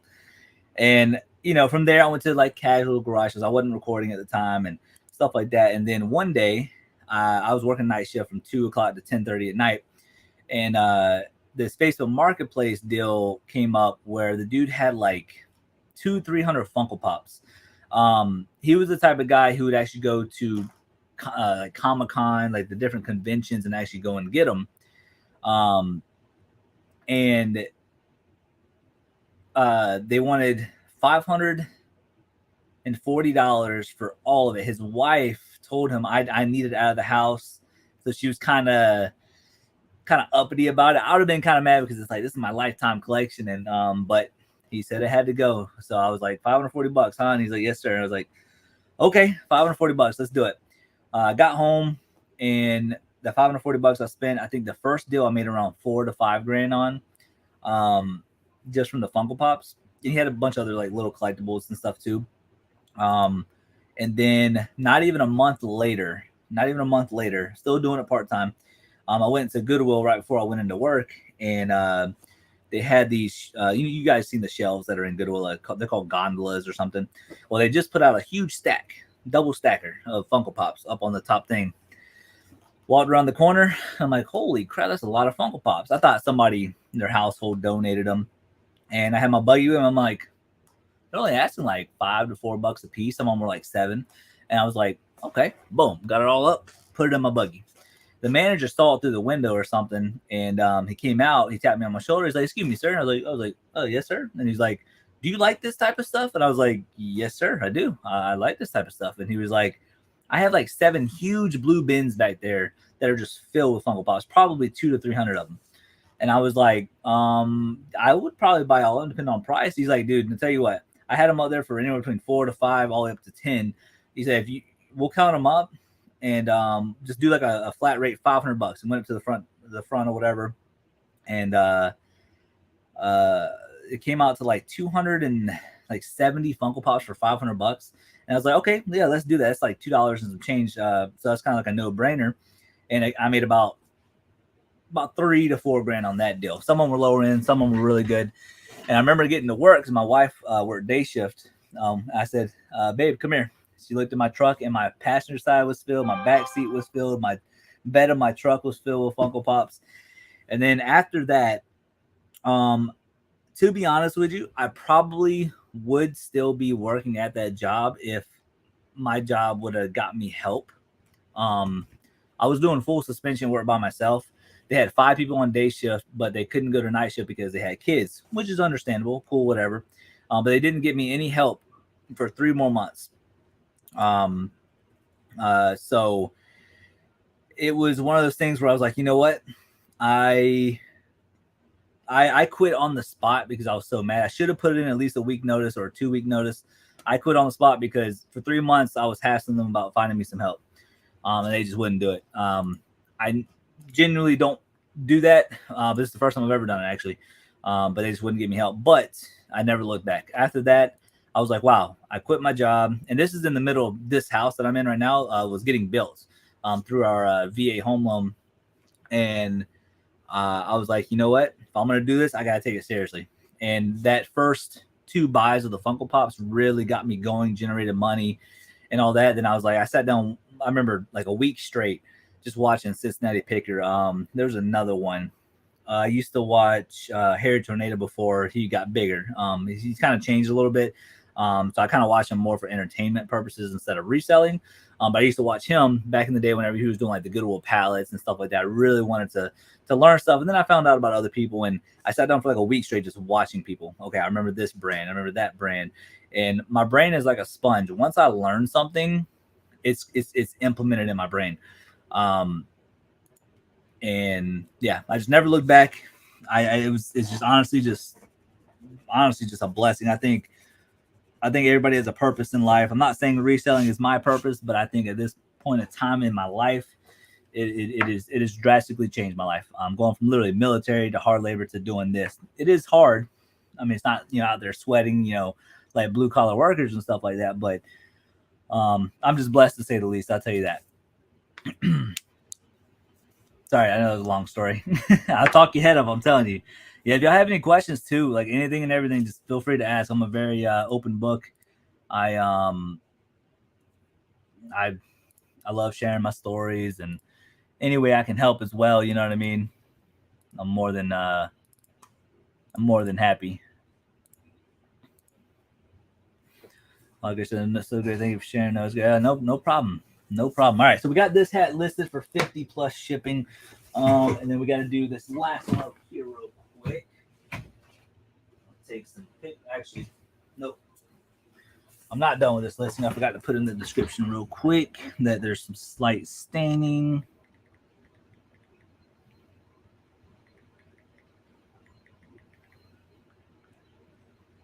Which is understandable. It's from like the 60s, 70s. So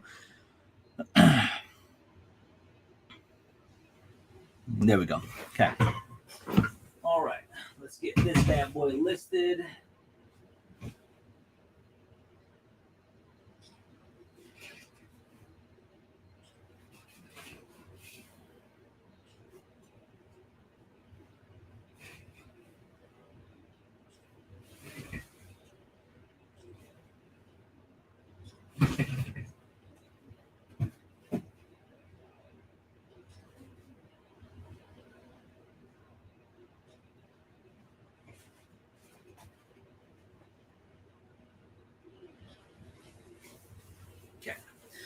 I think this Oshkosh Bagosh one is only gonna go for about 15. Doesn't go for a whole lot, but that is fine.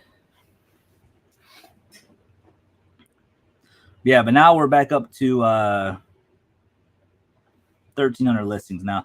It's crazy too. Like when I say I sell so much, it's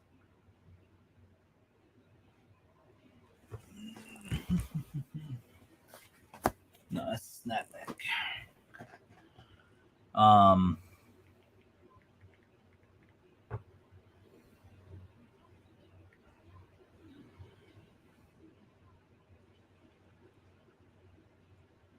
So sorry, I got distracted. So whenever I say I sell so much, but it's also because I list. Well, I mean, I don't know. It's kind of crazy because I list a lot, but like I don't have like 6,000 listings. You know what I'm saying? The most I've ever been at was like 1,380, and that dropped all the way down to like 1,150 within like 2 weeks. Like it's honestly it's hard to keep up with if I don't have the inventory. But I have the inventory as of now. But at the rate that I'm going, I need to. I'm trying to spend more money just to find inventory. You know, that way we can keep bringing money in and all that. When did you start getting constant sales? I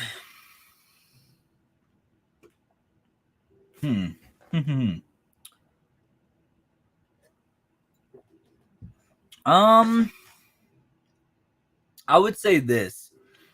My first 100 listings, I was averaging, a few sales a week. I didn't see a drastic change from that until I hit about the 500 listing mark. After the 500 listing mark, that's whenever I kind of saw things really kind of, getting a little bit of sales, consistently. And then once I hit 1,000 items listed, that's whenever I saw a drastic change. It also depends on what you're selling, of course. But I also promote every single listing. I do all that because you're in a competitive market. Any advantage you can do to make a quick buck is a win in my book. A lot of things too that I preach to certain people is that whenever you're on eBay or Walmart or any kind of store, so all right, give me an example. When you think of Walmart, you see all of those groceries, you see all the name brands, you see all the toys and all that. They literally take 1% profit. Okay, so that's just what they do, right?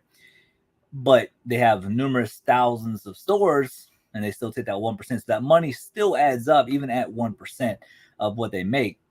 So to give you an example, if I bought this hat at a yard sale for $1, okay, let's say it consistently sells for $50, okay, I'm gonna list mine for 45 just to move it. $5 is not gonna make or break your store. You know what I'm saying? Don't get me wrong, that $5 does add up. But if you want to make that quick sale, I'll put another $45. You have $1 into it. Be grateful and be blessed to even sell it. You understand what I'm saying? So like 1,000 listings is what I saw a major difference in. But the biggest thing is having a competitive price. Whenever you buy something, you control the price. eBay controls the price, or other sellers control the price. I've heard different stories. Some people say, well, why would you cut the price $5 when it's consistently selling for 50? That's just not, that's not really the point. The point is your job as a reseller is to move product. Walmart's job is to move product. Liquidation stores to move product. Like it's a nonstop thing. Like, why would you wait around for $5 extra? Let's say, for instance, I'll give you another example. You put the hat up there for $45. It sells within a day, but you put it up there for $50 and it sells within a week. Okay, because you're in a competitive market. There's numerous people who have the same price, right? And then by the time you get that $45 after taxes, fees, and all that, you're probably making $35, right? $35 profit. Take that other $35, you invest that into more stuff while this person is still waiting for their $50, or I guess it'd be $40 after taxes and fees, $42, whatever it is. You take that $35, you reinvest it to find more hats like that, and then guess what? Let's say you find the hats the next week. Guess what? You just made 35. Let's say you made over $100 while he's still waiting on his $50. So whenever you have your buy costs and you know what it is, you control the price. That's kind of what my whole point is. But 1,000 listings, I would say, is what it's going to realistically take to have very, very, very consistent sales. And of course, the more you list from there, the better it's going to be. I'll give you an example. There's a few YouTubers out there that have very big stores. They have 4,000 listings, 3,000 listings, 6,000 listings. I've seen somebody even have 40,000 listings. And there's nothing wrong with that. If you can get up there and maintain it, that's really good. I've seen some people who have like 6,000 listings and like 1,300 sold. That's really good. 1,300 sold is really good in 90 days.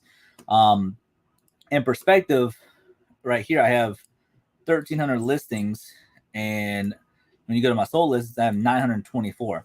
So I don't even know what that. I just sold something too. Hold on, let me see. Okay, so I just sold. I'll show you all that in a minute.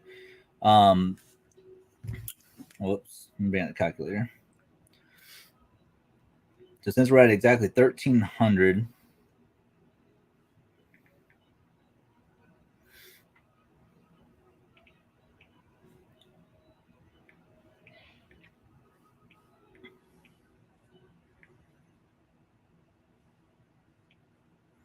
Hold on one sec.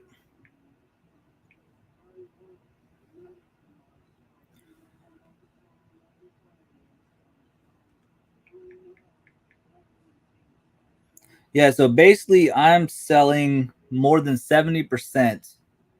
Let's see, what would it be at? 73? 72. Okay, yeah, so I'm selling 71% of my inventory every 90 days. So if you guys want to know that number, you do 1,300 times whatever percentage. Mine came out to 71, and then 71 would be 923.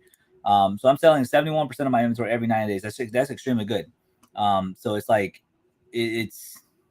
it just depends on what you sell. You know what I'm saying? Like I said, you might have some people who have 6,000 listings, but they're only selling 500 items every 90 days. I have 1,300 and I'm selling over 900 items every 90 days. So there's numerous factors. I think you definitely, if you got 1,000 listings, I think that is a good goal to reach, but it also depends on what you're selling. I think that's the biggest thing I can get across. Lawrence, what's going on? Shout out from the Philippines. Hey, let's go. How you doing today, Lawrence? I'm still getting 1 or 2 a week and have 100 at my store. Yeah, I would say definitely grind to hit that, maybe that 250 mark, then that 500 mark. Stay consistent at that 100. Work way up to 250, then 500, then 1,000. Just depending on how big you want to scale your business. Like, I'm not an expert in any of this. So everybody's different. Just like some people focus on more on local sales. Some people focus on Amazon, this, that, and the other. It just really just depends on what works for you. You know what I mean?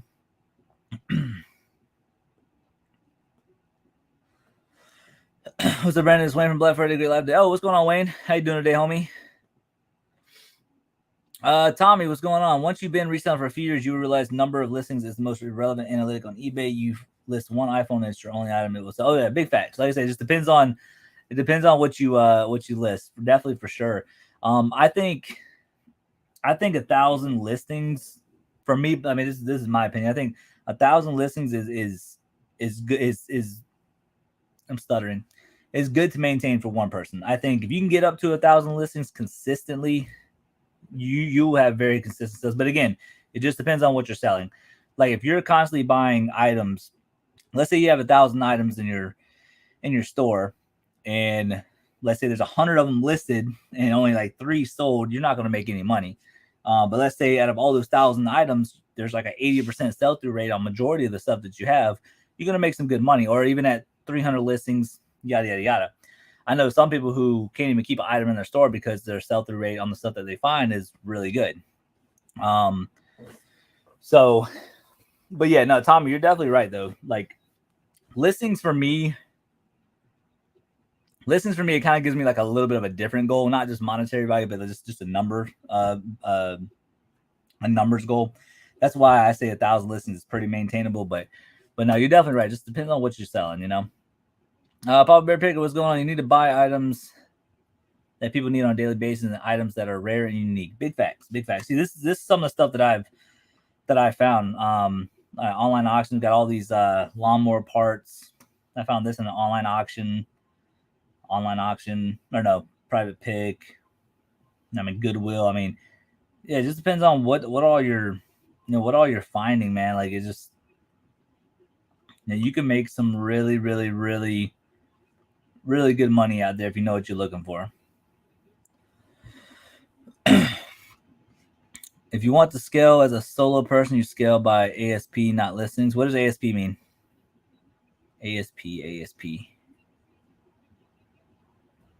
I'm dumb, Tommy. You got to dumb that down for me. Love that noise. Wait, what noise? Me talking, or I'm lost on that too. Let me know. I have 340 listings selling 90% pre-owned shoes, and we'll hit 250K this year. Solo, leave low dollar jump behind. If so, dang, yeah, ain't nothing. See, that's ain't nothing wrong with that either. If you want to make $1,000 a day, list more than $1,000 a day of selling in-demand items. eBay gives what you put in. Exactly. That's what I was telling Maya. You put in what you put out, or you get what you put into it. But no, that's good though. 250K, that's really good. I think I'm not up there with you, but after all my platforms, I should be around the 180,000 gross sales, not net, but I should be about 180 gross. Yeah, 250K, man, that's good money right there. That would be nice. That would be nice to get to. Maybe next year. Maybe next year we'll push ourselves a little bit more. Maybe we can hit that 250K a year. See, that's the thing. I'm getting into shoes and clothes and stuff. I'm not a huge fan of them, but I mean they sell though pretty consistently. Just not really consistently for me, but I mean we sell a little bit of everything. I'm definitely trying to learn, as much as possible for sure. This is everything that I listed and sold.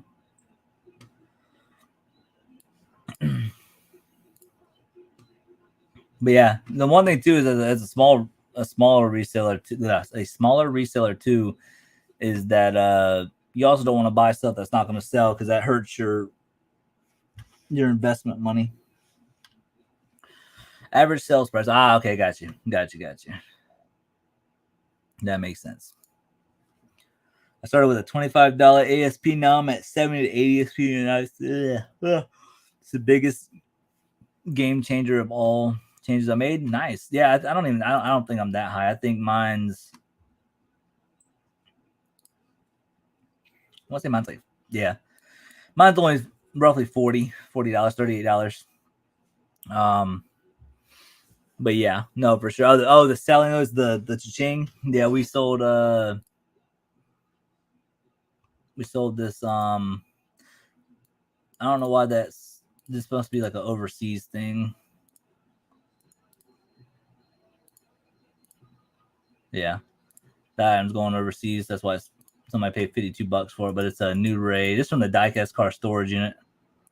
He paid $6 at Big Lots back in the day, and it sold for 52. Well, going overseas, but it's over 1750. But yeah, no,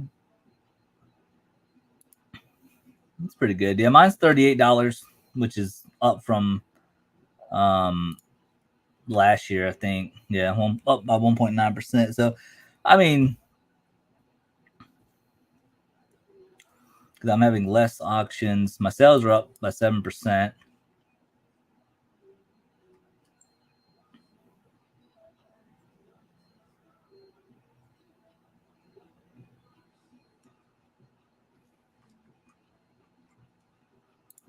Yeah, we're definitely having a good year though. But no, like that's all. That's all I was telling Maya Tommy was that everything works different for everybody. You know, like you focus on shoes, I'll focus on hard goods and or a little bit of everything, yada yada. And it 250K, man, that's pretty good.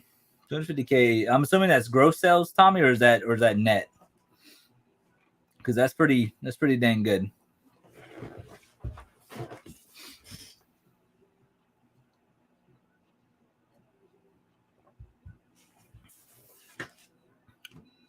And yeah, I got like 382 items I have that's eligible for offers too.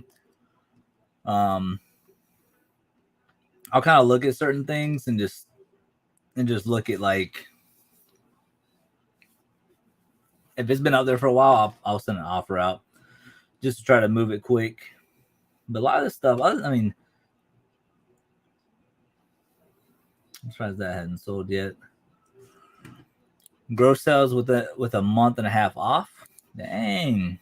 So like no listings for the past month and a half. That's pretty nice right there.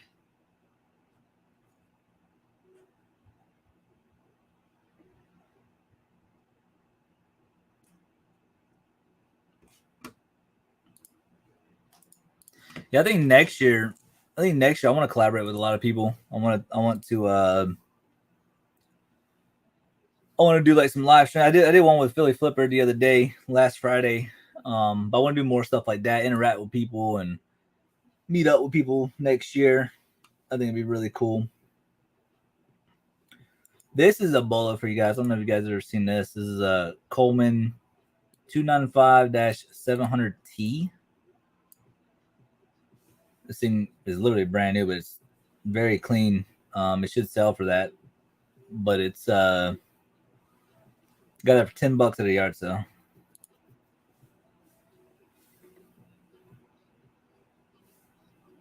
And then I have a $500 hat that hopefully will sell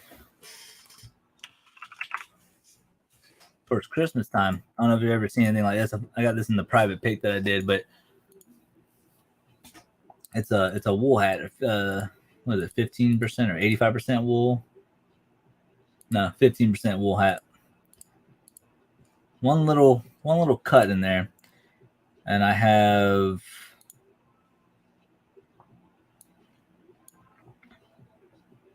8 watchers on it. I was like, I thought that number was higher, but 8, yeah. Another $500. I don't know if it's just, hopefully sell during Christmas. Everything's about time and cash flow. So also our stores have a traffic cap every day. Every item that is junk is just taking away traffic from something else that may sell faster with wasted traffic. Yeah, no, I mean that makes sense because I don't even know. I haven't looked at my traffic in a minute.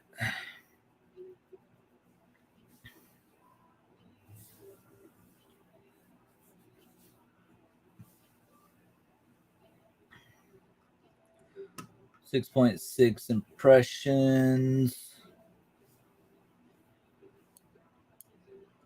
It looks like some things are down. Impressions are down a little bit, but it's weird. My impressions are down, but my sales have been going up. So I don't know. I don't know if this is good. Tommy, you might know more about this stuff than I do. I know what impressions are, and organic, promoted, all that stuff. I know what all this stuff is. But so how do you explain that then? Well, I mean, yeah, never mind. It just depends on what I'm selling, I guess. So I was gonna say my impressions are down, but my sales are going up. That makes sense. When you have an item that you list for 30 and it's eligible for offer, what offer do you give? So it for me depends on how long it's been listed for and if I gotten any offers on it. So like, for example, if I have an item that's been on there for a month and I've gotten 5 offers from it, I'm probably just going to sit still at what I have. And let's say if I do have it at a $30 mark, and let's say that second month comes into play, I might send a $5 offer out for $25. Now, if it's been sitting there for like 6 months, no offers, and then somebody's watching that item, I might send them a $20 offer, depending on how much money I have into it. If I got like $1, I'm gonna send them a $20 offer just to see if they'll take it. And then if they rebuttal with 18, I'm fine with making a $12 to $15 profit on that after everything's said and done, just to move it out of my inventory, because your job as a reseller is to move inventory. Your job isn't necessarily to sit on things. There are some things you can sit on, like I'm sitting on a couple of things, and waiting for that right buyer. As long as it's not taking up a lot of space and all that, there's nothing wrong with sitting on items. But your job as a reseller is to move product. Yo, what up, Mako? What time we getting on Fortnite today? Let me know. Your search placement is higher. Search placement on best match is key. People generally buy from page 1 of search results. So my search placement is higher. Where do you see that at? Oh, right here.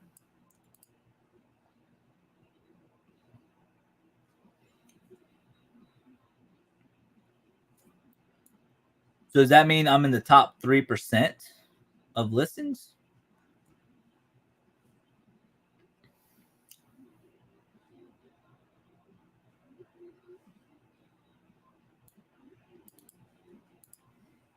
Sorry, I'm dumb when it comes to this portion of it.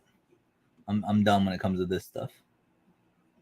Like, I know what impressions are, I know what organic is, I know what promoted is, but I don't understand what impressions by placements. I probably could Google it.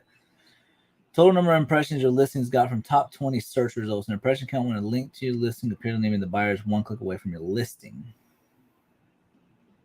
3% of your listings are in top 20 results. Oh, okay. So that's good. That sounds like it's bad.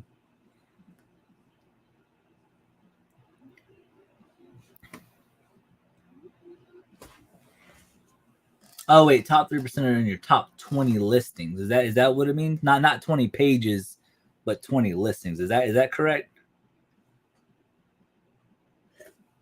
I like learning. Oh, I'm sore. Ah.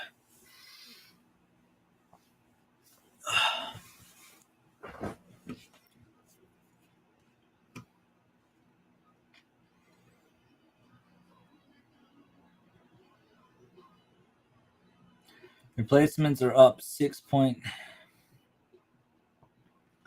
Those are up nearly 6%. It's almost a direct correlation. Okay, got you. Got you.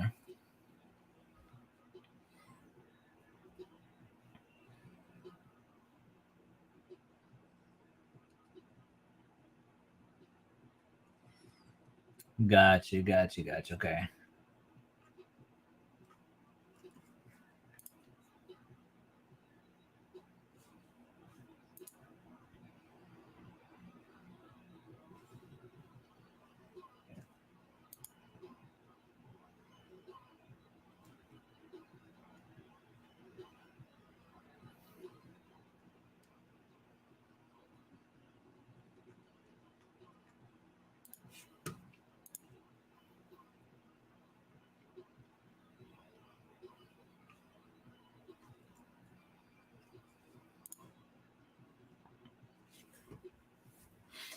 Click-through rate, conversion rate, and placement are the biggest factors pretty much of getting sales.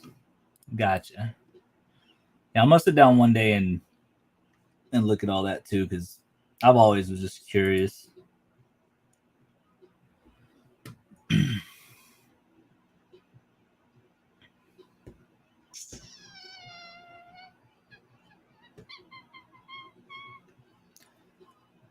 Wait, what?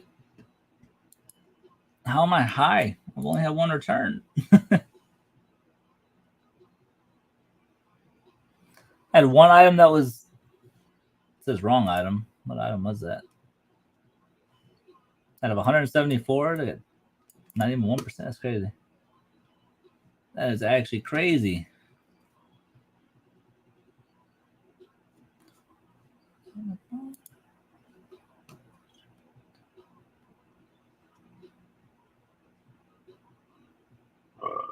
Ooh. I yawned and burped at the same time. My bad.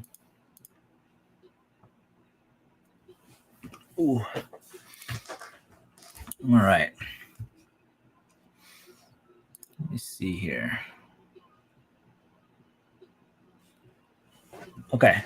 All the wait, did I list that hat? Let me see real quick.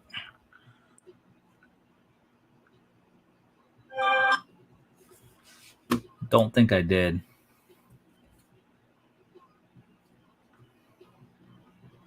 Okay, no, I didn't list the third hat. That's what I was doing.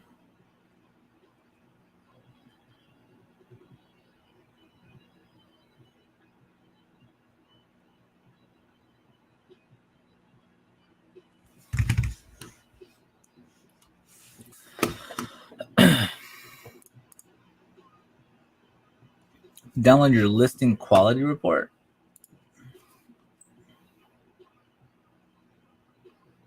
Where is that under? Is that under traffic? Or was it this? Is it this?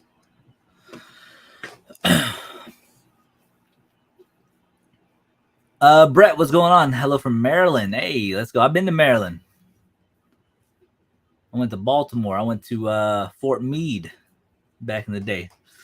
Returns, handling time, keywords, etc. I'm assuming you mean this right here. I think I'm gonna be watching Rams or Bills today, so let me know whenever you can get on. Okay, I got you. Really helps you fine tune your store. How many listings do you have in your store? Right now, I'm fixing to list this one item, so just say 1,300 listings. Underperformance.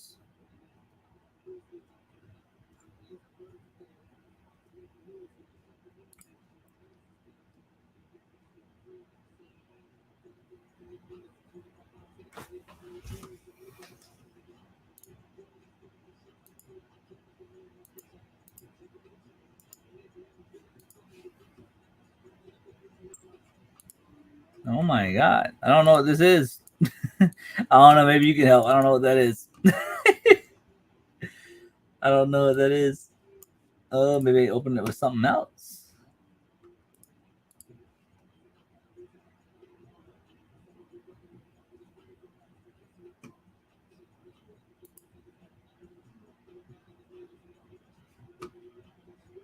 Wait, what?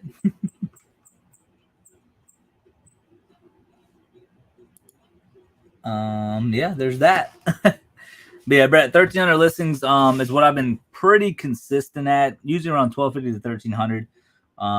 Usually when I hit the over 1,300 mark, I just kind of get unmotivated just because it's like 1,300 listens is a lot, but that's my fault. But I'm gonna change it eventually. I'm gonna try to get up there to 2,000 listings one day. But the thing is, I'm selling so much, so I'm selling 71% of my inventory every 90 days.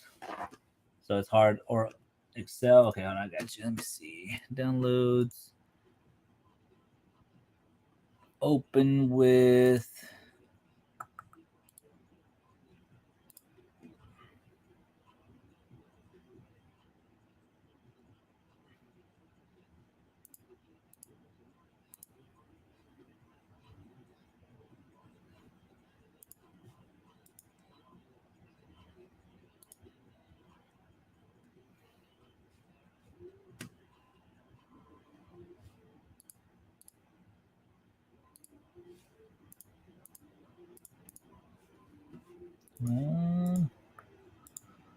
Open.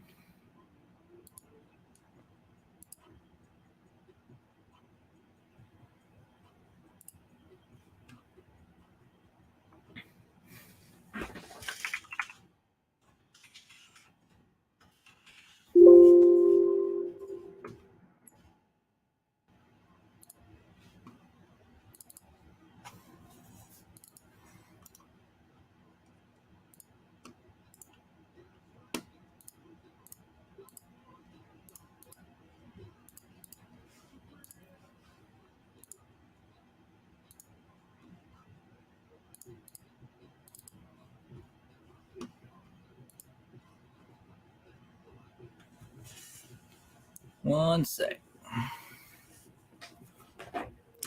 Haha, I got it. Let's go. Okay. Sorry, it took me a minute, but I got it right here.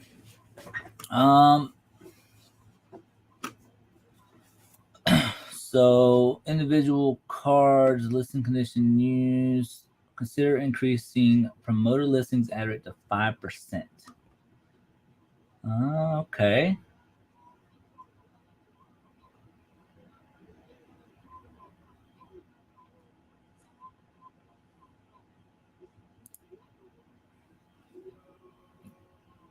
Seven photos in your listing. Okay.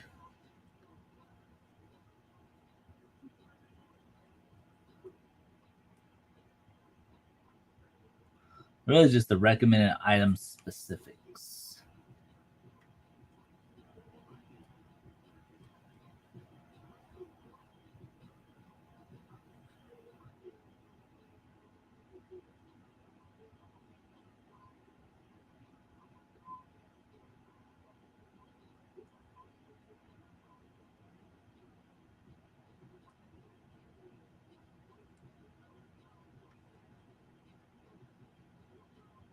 I do all my listings at a 2% rate. Or if there's no competition, I do it at like a 2% rate. If there is a lot of competition, I'll go upwards to like 7%. And then if there's like a happy medium, like 100% sell through rate, 80% sell through rate, I usually do like 2 to 5, just depending on what it is.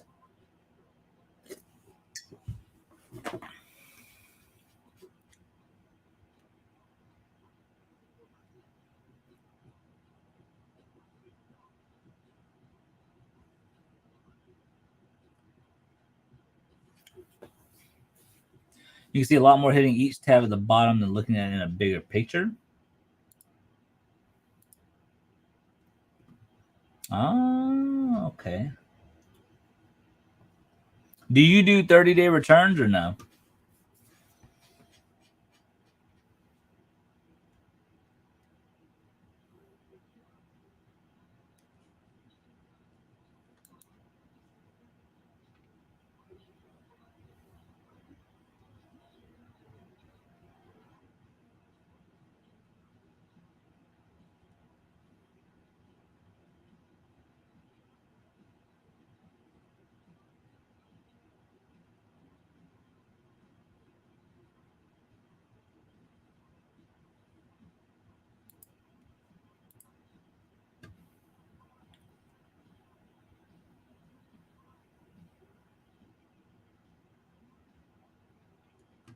So these are doing well. In these categories, I'm doing well. And scroll to the right to see what competitors do.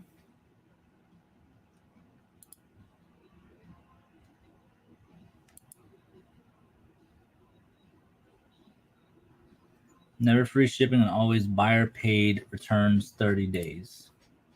How many returns do you normally get? Just out of curiosity. Like per month.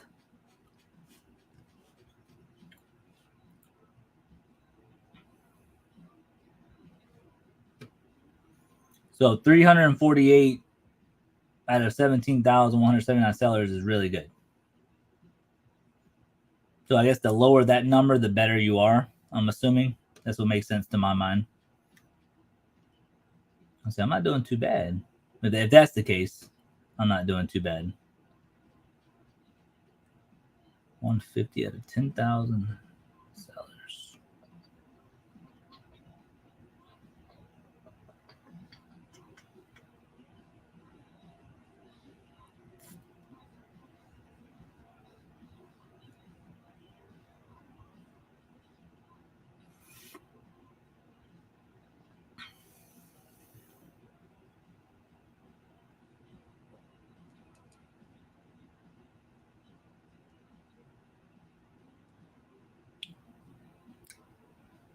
You're ranked by sell, 7 out of 866 sellers.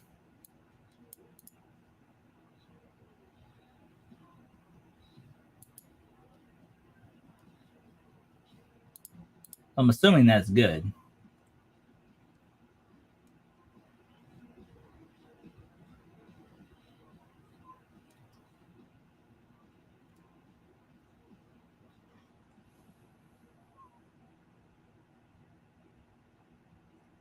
Okay. Well, I'll make sure to save this in my Yeah, Mako, I will. I'm gonna be getting off here soon.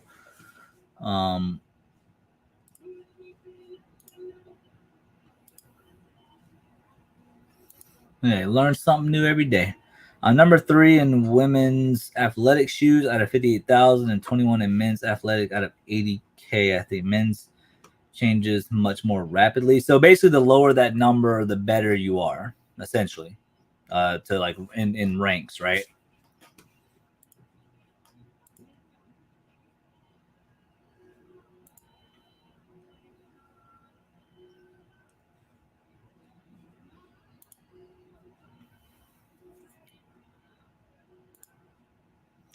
So basically, I just need to go in here and do all this.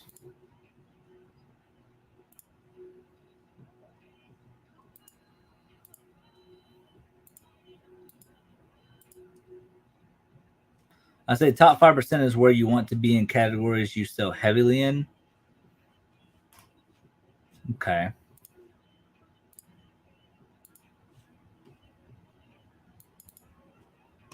So then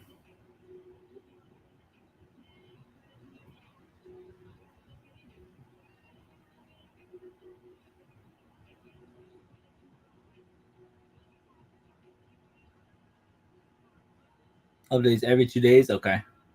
Gotcha. So how do you know if you're top 5%? You just will just do the numbers. I say when you look at the number wise, I mean it's not terrible. 445 out of 16. I mean that's not terrible. But yeah, lower that number, the better you are. Okay.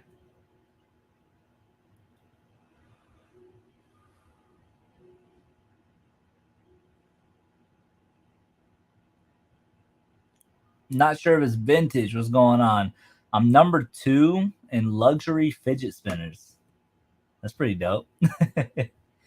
That's pretty dope. Yeah, I think my lowest one on here is the number 7 out of 866 sellers for these KLM little collector houses things.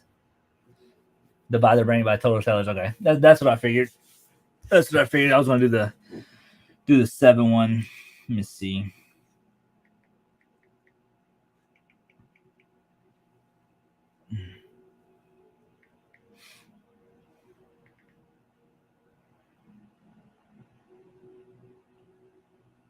Yeah, I'm below 1%.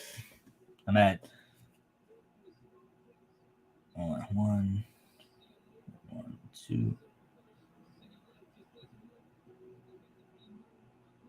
I'm in the top 1% on that. Yeah, top 1% on that. Let's see. 282. And then this one right here, I'm at top 2%, which makes sense because I sell a lot of diecast cars. I mean, I'm just saying 5%, there's no magic number. We just wanted to be the best, right? No, I got you. No, it makes sense. It makes sense. I appreciate you talking to me about this because, like I said, I like learning new stuff like this. I'm a numbers guy, and I never really looked at this. So this one right here,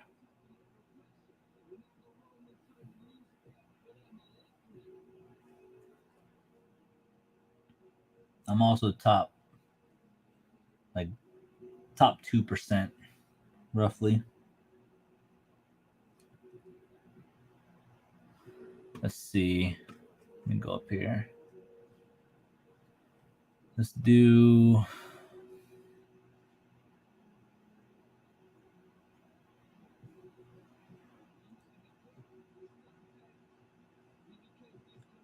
video games and new condition.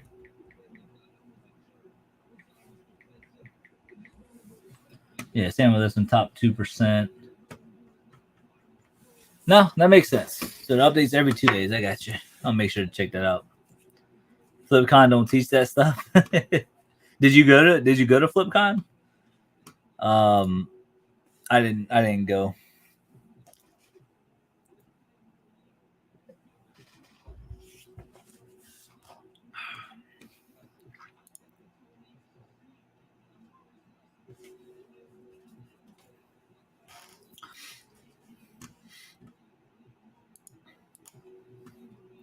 been on eBay for 3 years, and I didn't know about this listing report until Tommy mentioned it in the chat. No, I mean, I've always like clicked on this random stuff. You know what I mean? Like I've always clicked on it. But I've never actually downloaded anything.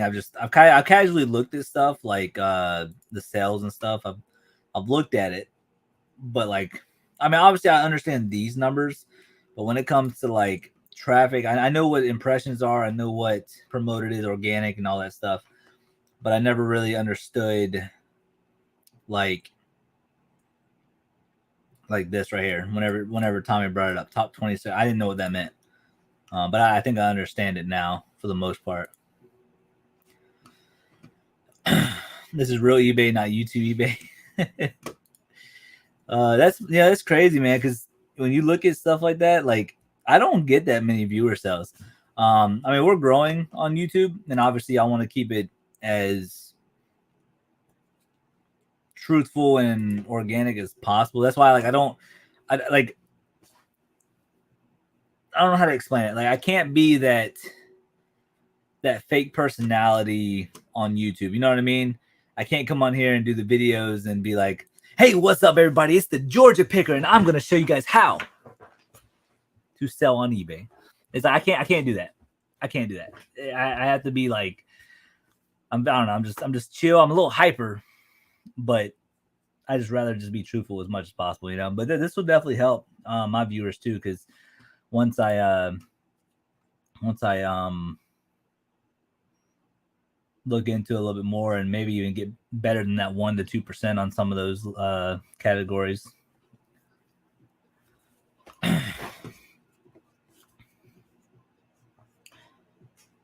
Hell no, I'm low on brain cells already. There's way more to that report, but typing in chat doesn't make it easy. So no, I understand. I got you. I was about to say, if anything, maybe one day, up to you. You can have me on your. I see you haven't uploaded in like 6 months. So I was about to say, if anything, maybe we can do a little video thing on your channel.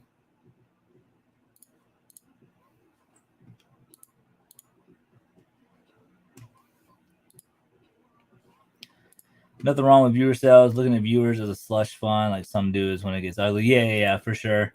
Like I'm and like I said, I've learned pretty quick. I mean, I've only been doing this for 2.5 years, and I've learned a lot since whenever I first started. But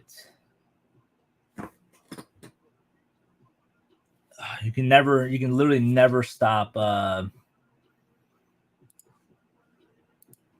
learning in this business, though.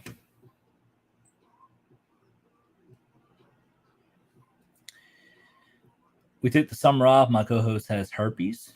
Like seriously? Wow. That sucks to hear that. But yeah, taking the summer off though.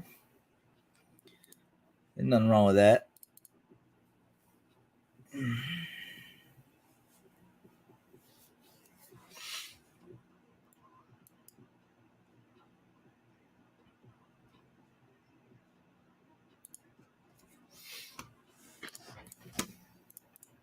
All right. Let me get this hat listed real quick.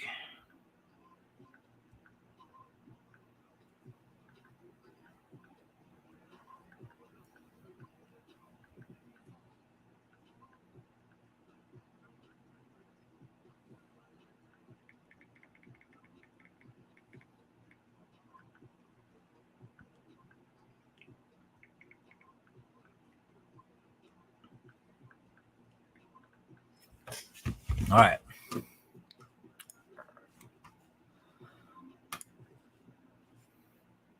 That hat is listed. Okay. So now,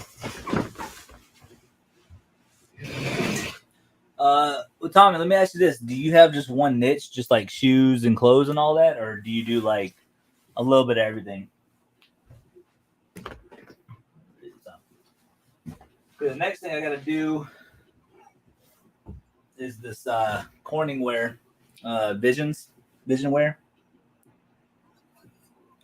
These are really cool. It's got to be cleaned up a little bit. Yeah, 3 pieces. I believe this is the lid to that one. Yes, it is. No, I'm kidding. She's building a new compound. I was about to say, being 6 months out for herpes, that's crazy. I thought it was like something serious.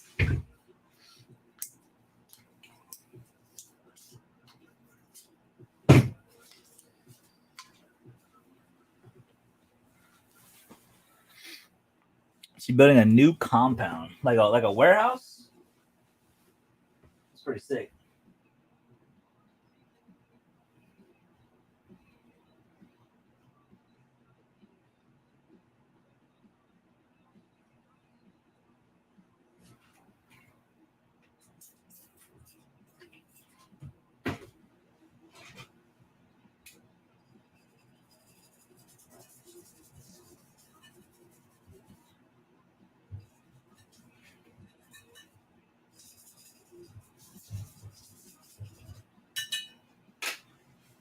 Let that sit.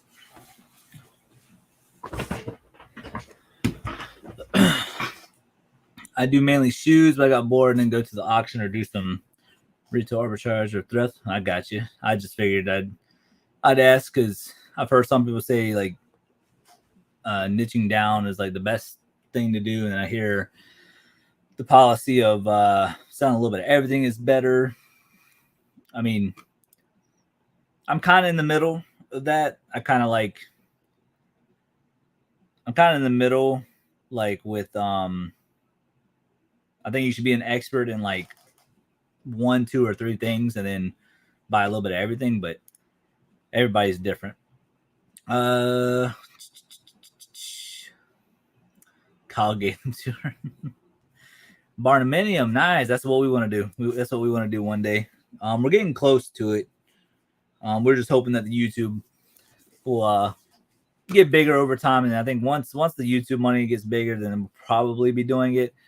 But even without YouTube, we're pretty close to doing it because we put a lot of money off to the side. I said I wanted to go viral, but niching is 100% better. Did everything for 3 years, and then you basically niche down, and now you're making more money. Because like for me, like shoes and clothes for me, I don't get like excited for it, I guess. I don't know how to explain it. But like whenever I sell, I don't know, like these lawnmower parts that I got on auction, like I don't know, that excites me. I don't know why. I like the hard good stuff. But from what I hear too, that niche down actually puts all your money into one focus instead of buying anything and everything, which makes sense too, because you don't have all the money in the world, to buy everything. But yeah, I've heard like numerous things. Then found a shoe plug. I love shoes, so I went all in. Well, I mean, I don't mind shoes. Like I said, I don't mind shoes and clothes. It's just I just don't really get like crazy excited for it. But I will say though, Tuesday, whenever I packed up packages, I sold 3 pairs of shoes. I was pretty excited about it. Like I sold some Hokas, some New Balances, Nike Shocks, and then a couple days before that, I sold 2 pairs of boots. So I guess that's to be honest with you, whenever I actually do sell shoes, I get a little excited because I'm like, it's like a hat, like if I sell a hat, I'm like, oh, I sold a hat, let's go. but yeah, I never have to comp, sell similar off my old souls. Everything is repeatable daily. So I know you said that you like to go to the thrift store or retail arbitrage. So I mean, do you do do you go to like garage sales? I mean, do you do storage units? I mean, anything like that? Because like for me with this business, it's not really about monetary value for me. It's more about like the thrill of the hunt, if that makes sense. It's like if I'm gonna do something, it has to be fun. You know what I'm saying? That's why I like video games. That's why I like playing golf. Watching golf, I can't do it, but playing it, I can do it. So it's like, do you do that type of stuff? Oh, you just answered my question. There you go. Don't get me wrong, it gets boring sometimes. I just go once a month or so and buy some stuff at the auction thrift or retail arbitrage. Okay, I got you. Comping is where time can be saved. Oh yeah, 100%. I would say I rarely use WorthPoint, but like I bought this World War II hat. It is a air raid hat. I won it on auction. Probably gonna give it to my grandpa, but he served in Vietnam. This is World War II, but I mean I won it at the auction. There's this auction sticker right there, but I'm pretty good at research though. But this is an air raid hat, so I don't know. That was cool.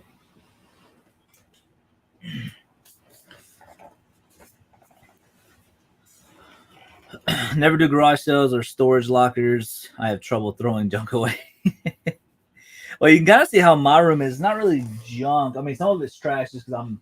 What I usually do is I work through the week of bringing stuff up and kind of make a huge pile, and then basically once I get these Corningware pots and stuff listed, I'll use this big box that's trash, throw everything in there, and then um, take it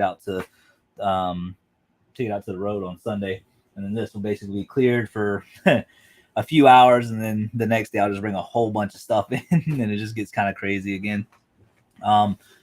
Because I got a whole bunch of brand new Carhartt stuff in there that I still got a list that I got easily over a month ago that I just haven't listed just because I know there's money there. I know there's money there. It's just it's clothes. I'm not a fan of listing clothes.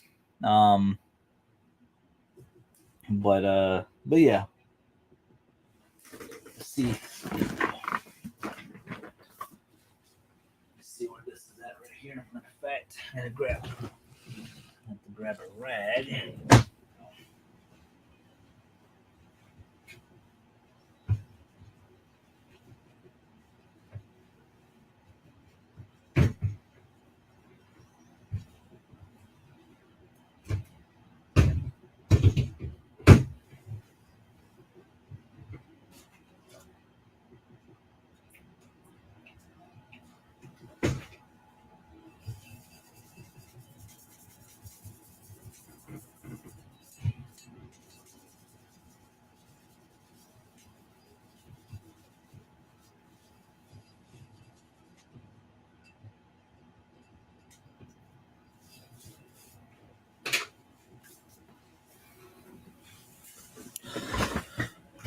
I still have quite a few thousand items from the beginning days that are less than $20. Of course, I'll donate a couple tubs every time I go to thrift.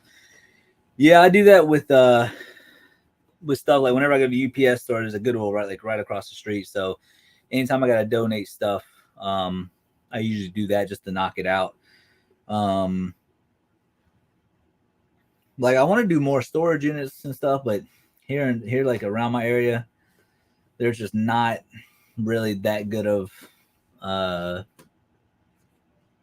storage units. Now I have done pretty well with storage units like the diecast cars. But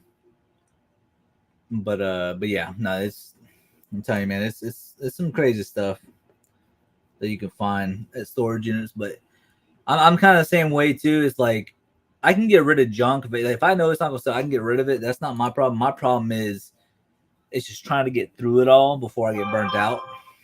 And I think the reason why I get burnt out is because I have narcolepsy. I don't know if you knew that. I have narcolepsy to where I just get randomly tired throughout the day. So it might feel like I'm getting burnt out, but it might just be my narcolepsy. But it sucks because I had to constantly take Ritalin, and I'm drinking caffeine all the time, and I know it's not good for me. And I drink a lot of water. It's just caffeine and all that just gets to me, I guess. I'm not sure.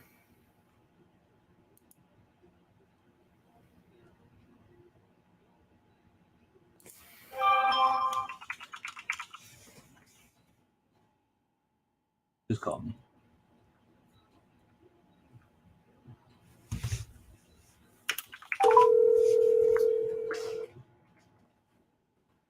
Yo. You call me? Yeah. Oh, what's up? Nothing. How you doing? None. Live streaming to the YouTube channel and listening. I'm streaming to the YouTube channel and listening. Okay. I just got back in town. You ready for Monday? What's Monday? You'll leave. Oh, yeah. I mean, well, we're leaving Sunday afternoon. Oh, are you leaving Sunday? Yeah. How long are you gonna be down there for? Till Wednesday? No, Tuesday night, late at night, but we'll be back home probably 9 o'clock or midnight, somewhere around there. Okay. You go to the park on Monday and Tuesday? Yeah. Alright. Well, take lots of pictures. Yeah, we will.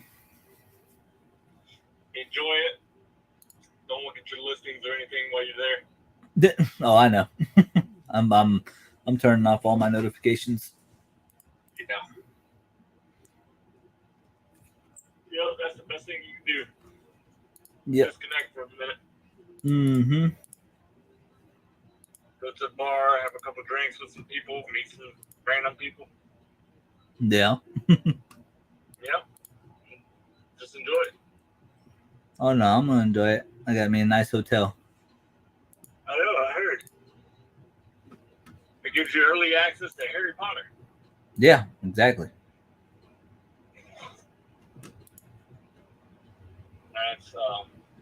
That's a bit much, but okay. Do what? So that's a bit much, but okay. Nah, it'll be all right. I get it. It's for, her. yeah, I would say it's for her. Gotta keep her happy. I know. All right. Well, Yeah. I was just going to check in on you, see what you're up to. Okay, are you off tomorrow? No, I gotta go in and I gotta be at work at 6:30 in the morning. I'll get off at like 12:30 though. No, okay. Yeah. All right. Well, I was just wondering, we're going up to an estate sale tomorrow. yeah. Who's watching your dogs while you go? Mama. Okay. You can't ask me. I kind of love it. You can't ask me, and neither can Mom and Daddy ask me to watch either of y'all's dogs. Yeah, I know, because they don't like you. I know. It's awesome. Yeah. Y'all don't raise such assholes. Yeah, I mean, there's a reason why they don't like you. What's the reason? Because you're possessed. Oh, I'm just going back to that story. I'm sticking to it till you prove me wrong. It's funny because every big dog that I meet, I have no issue with. It's because big dogs are dumb. Oh. All right. Go back to live stream. Okay. All right. All right. All All right. Bye. Okay. All right. Sorry about that. Let me see. It's because it's not worth our time. It destroys our headspace. Big facts. Whitney, I take Vyvanse and sometimes for my narcolepsy. Nothing seems to help me. Yeah. I found a happy medium with Ritalin. It works like 70% of the time, and then 30% it doesn't work. I'm making up those numbers. Like it's like some days that the Ritalin will work real good, and there's some days where I'll literally take a Ritalin and then I'll pass out an hour later. Like it's just there's nothing that truly helps narcolepsy. It's just stuff that can help you maintain it. It sucks because it's uncurable, but it's like, man, I just when that narcolepsy hits, because I have cataplexy too, so it's definitely a an issue for sure. My narcolepsy definitely. That's why I got out of the military, is because of my narcolepsy. I used to get paralyzed looking at inventory on what to list next or where to start because the value wasn't worth the time. Yeah, and that's kind of how I get. Elite Tim says, "What's up, Pigger? What's going on? It's good to see you on YouTube again. It's Tim. Oh, yo, what's good, man? Speaking of military, what's going on, man? How you doing today? I see little Dash growing up, man. I saw the pictures on Facebook. Yeah, no, life is good though, man. Life is good.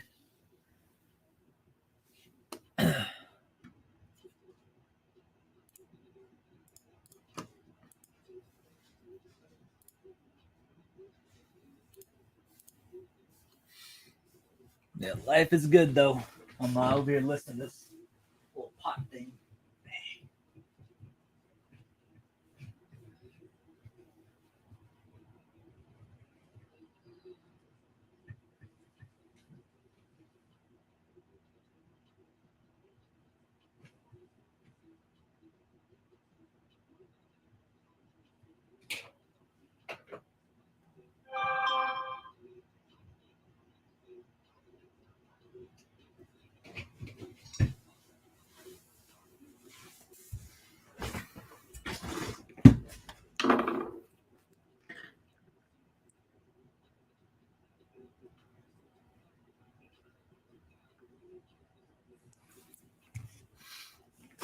trying to get all this stuff off the bottom of the pot.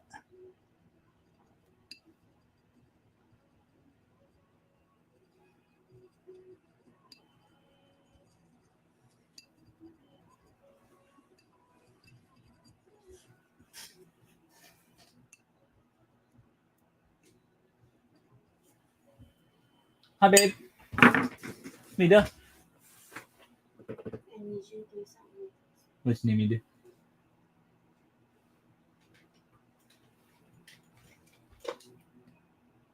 Oh, those are cards? Not the newest. Just put all that in the spare bedroom. What about the Atari? Just put it in the spare bedroom. No, the Atari doesn't belong in the spare. I know. I'm going to mess with it later.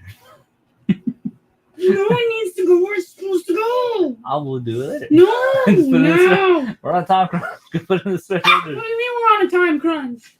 We got stuff to do. It takes 2 seconds. Well, then do it. You're right there. Spare bedroom. All right, then put it right there in that box, and I'll take care of it. Put it in the box right there. I'll take care of it. Go. Pepper.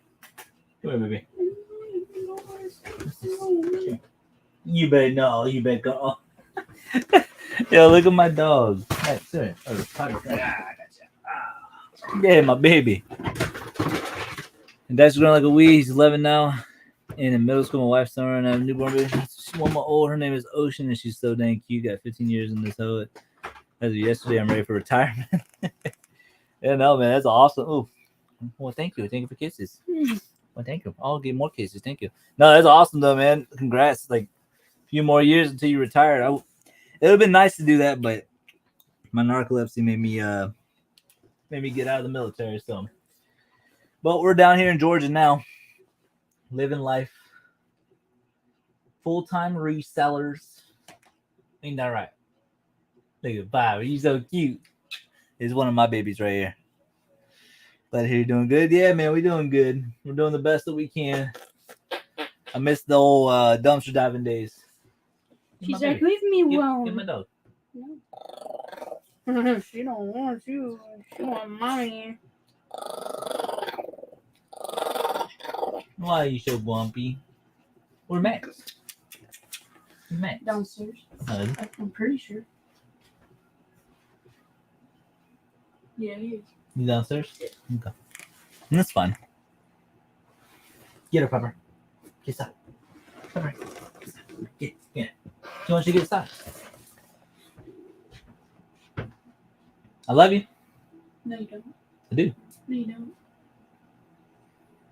Oh, I don't love you? I'd rather just spend money on going to Universal and a hotel and all that good stuff? Oh, okay. I guess I don't love you then. No. Because you don't want stuff to go where it's supposed to go. What's stopping you from doing it? Because it's your stuff. Nah, Yes, you wanted the Atari, not me. It's your stuff. Oh, man. You can't find good help these days. Oh, that's funny.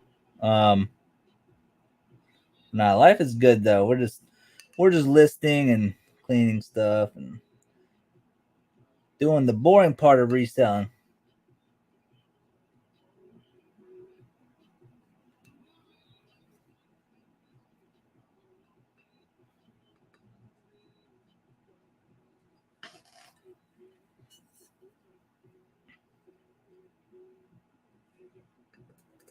Yeah, we're fixing to get off here in just a few minutes, you guys. Got a couple things I got to do. But I wanted to get this stuff listed before I get off. But I think these might have to go. I mean, they're going to have to do it regardless. Go downstairs and clean these with in the sink for a little bit.